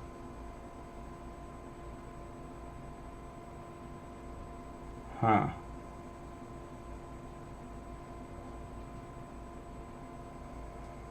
So Adonis isn't actually in... Oh, okay. Tomb is consecrated, so taking either of these items will afflict with Curse of the Grave Robber. But this is not consecrated. Got it. Ooh, a short sword of quickness. Is that what I think it is? No. Is that in here? Yeah, I don't know what they're talking about, short sword of quickness. So there's just like a bunch of crypts here. But what are they actually after? Like, why are they here? They're after... where the fuck are we? Temple of the Oracle. Here we go. Great labors. Claim the weapons.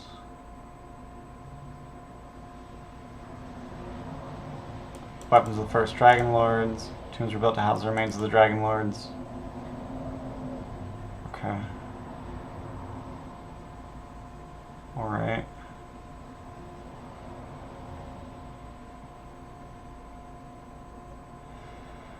Huh. Yikes. I don't... Like, it seems really vague what the players are supposed to be doing here. Because, like, they get murdered by curses if they just start stealing stuff. Are those fucking clay golems? Jesus. Black pudding, skeleton minotaur, white. Yeah, like there's a lot of traps and curses and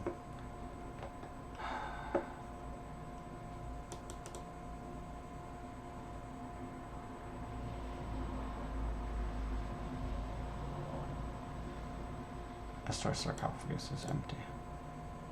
Tomb of Xander. 6 minotaur skeletons. Holy shit.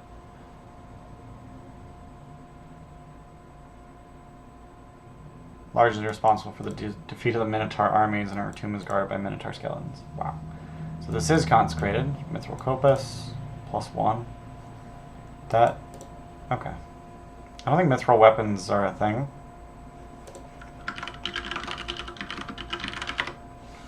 Are they? No. Mithril weapons aren't a thing. Mithril weapon 5A. Come for the fancy weapon, stay because you got murdered. Yeah, I mean, seriously. I don't think mithril weapons actually, like, they weigh half as normal.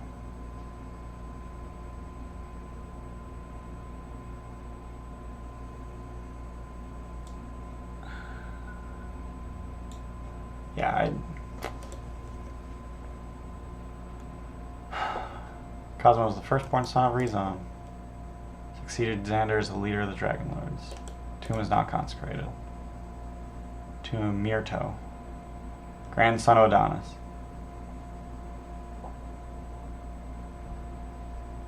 Wow. Tomb is not consecrated. Decorative breastplate and shield are made of silver, gold, and platinum. Tomb of Isidore. Beside her body lies a staff of charming, but it is consecrated, so... Oh no. Hilariously, the Curse of the Grave Robber doesn't even matter for...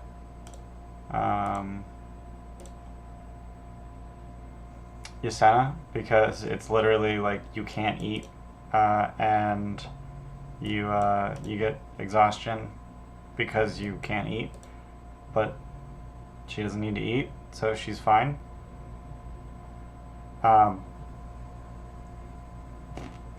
Impossible for the person to ever get rid of it, even by returning it to the correct grave.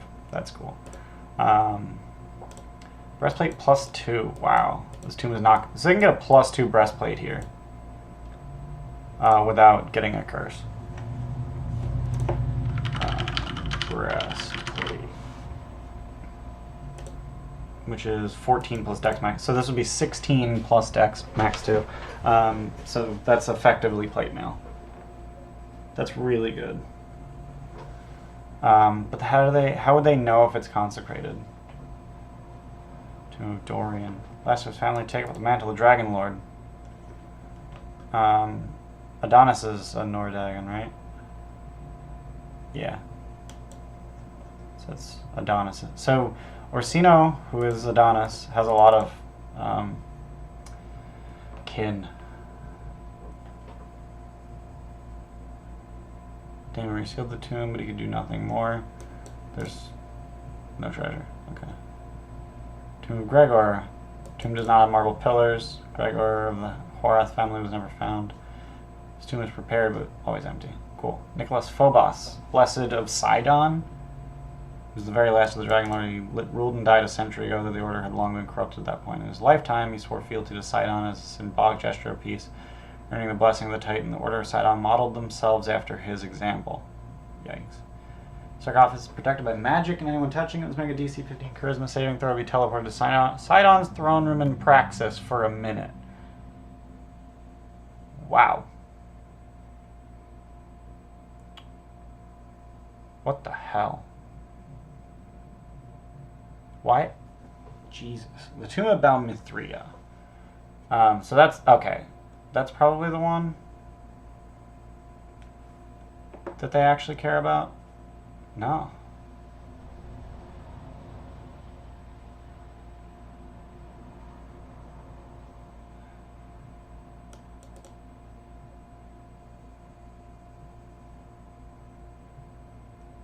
Okay, so there's multiple. So it's the Tomb of Xander that's actually important.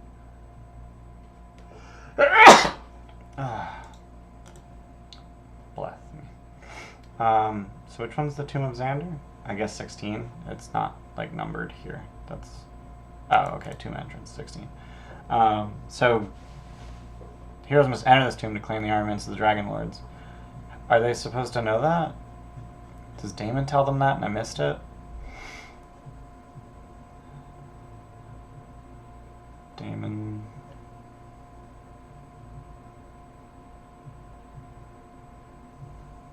Like,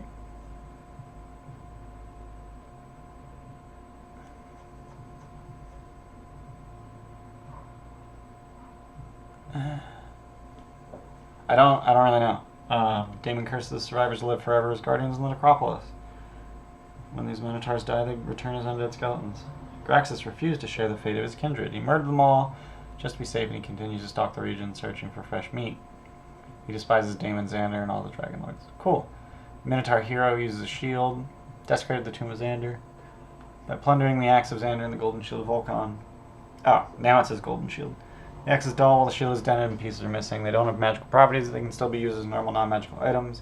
Tries to make hit and run tactic against trespassers in the tomb, makes a charge attack, and then disengages on the following round. Then he returns to his lair and eats hungrily to recover lost hit points. He needs to spend 5 rounds eating to recover all of his hit points. Wow. Once Xander's sarcophagus has been opened, Graxus will stop retreating and fight to the death. Cool. Tomb entrance. Xander. Just Xander.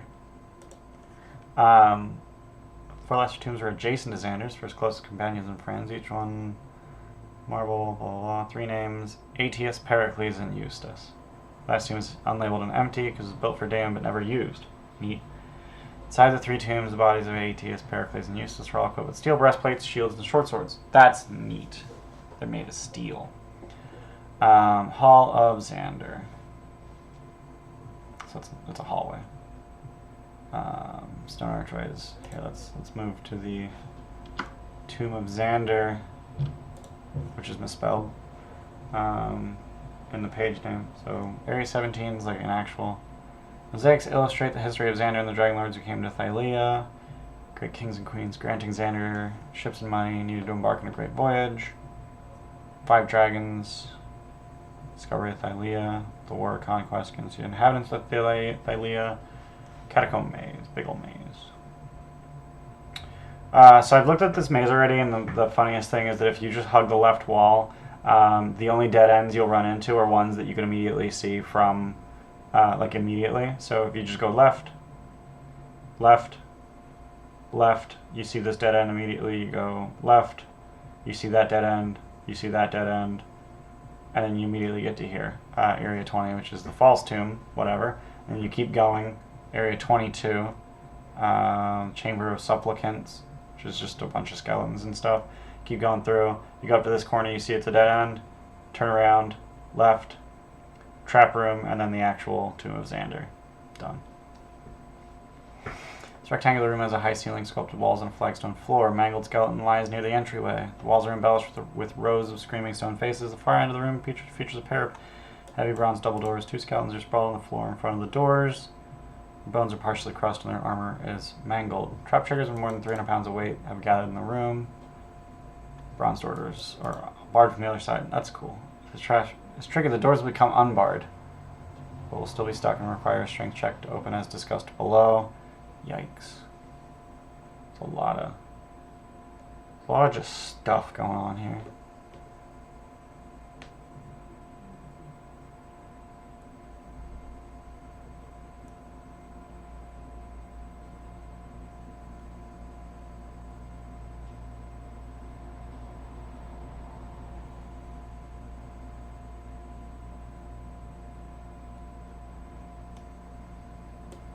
Portcullis.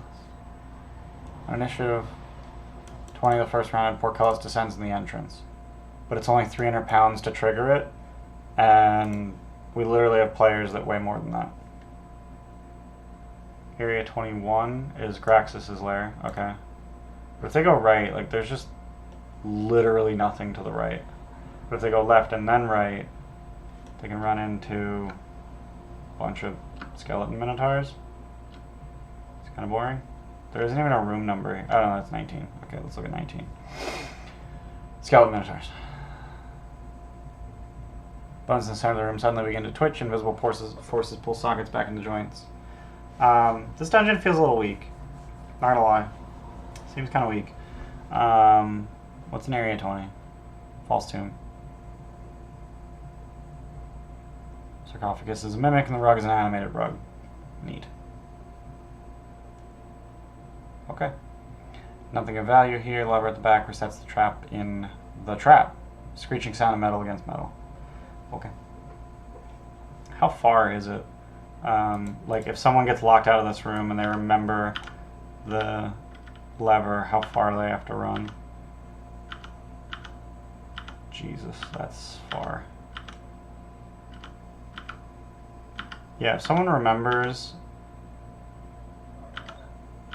and decides to go running, it's 265 feet. So unless they got bonus action dash and or a lot of move speed and or a lot of teleportation, like, that's not a valuable way to, like, you're not going to get there in 4 rounds. So the first round, Portcullis closes. Second round, spikes do 3d6 piercing. And the fourth round, smashes people for 10d6. That's not bad. Anyone reduced to 0 points is crushed to a paste. Scattered amongst skeletal remains of the victims. The trap, or, okay, bunch of stuff. Alrighty. Tomb of Xander. Alright, let's, as if they were solving an actual maze, it would take quite a bit of time. Consider having the party stumble through the catacombs, discovering each area in the order that has been presented. 19, 20, 21. How the fuck do you can't get to 20 before getting to 21?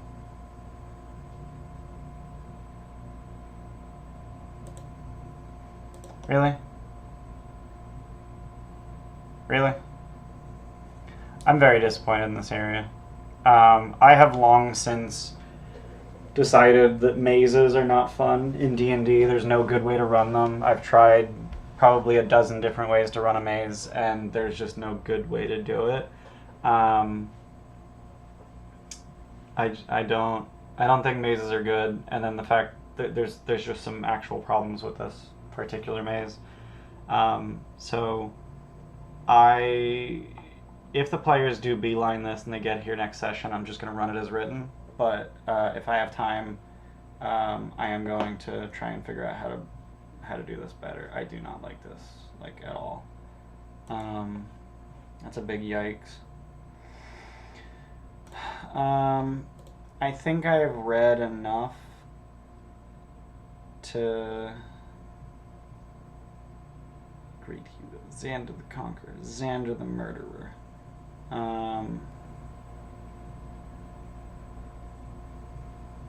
He charges at you. Xander's desiccated corpse rises from his sarcophagus. He raises his hand towards Graxus. Minotaur's great axe appears to jump from the beast's hand of its own volition. Yeah, there should be some way for them to double back on themselves, and there's just no way to, like, there's no way for that to happen.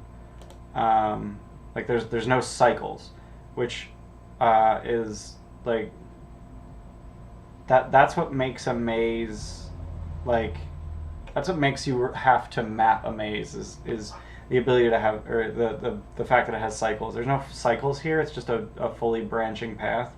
Like, this branches, this branches, this branches, nothing comes back on itself. It's just branches and then branches ending. Yeah, it's a restaurant kids menu maze. It really fucking is. It's like, okay, well, this is the end. How do I get back to the beginning? It's like, okay, well, it's like this. Yeah, we're doing it. Cool, got it. Done. So it's I kind of hate it. I'm gonna check the Discord at some like the Odyssey Discord and see if I can figure out how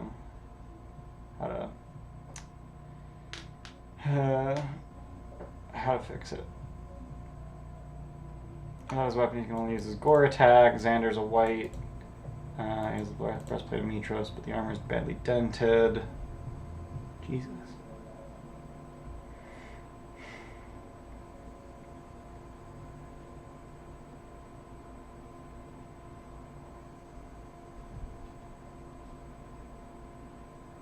What about the axe?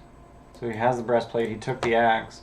If he just returns to his sarcophagus and drags the lid into place, does he take the axe with him? I guess not. Tanner's information concerning the location of the Vanished One's Fable armor.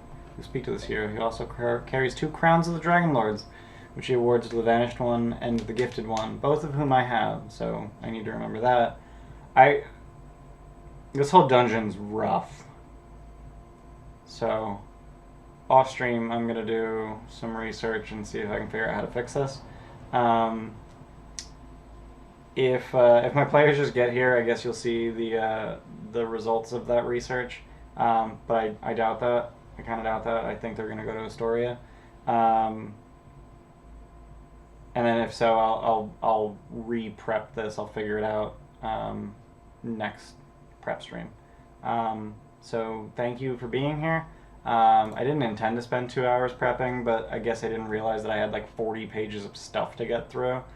And I mean, I even skipped literally 20 pages from 53 to 73. I just skipped it all because I don't actually need to prep that stuff. Like, it's very, very, very unlikely my players get there.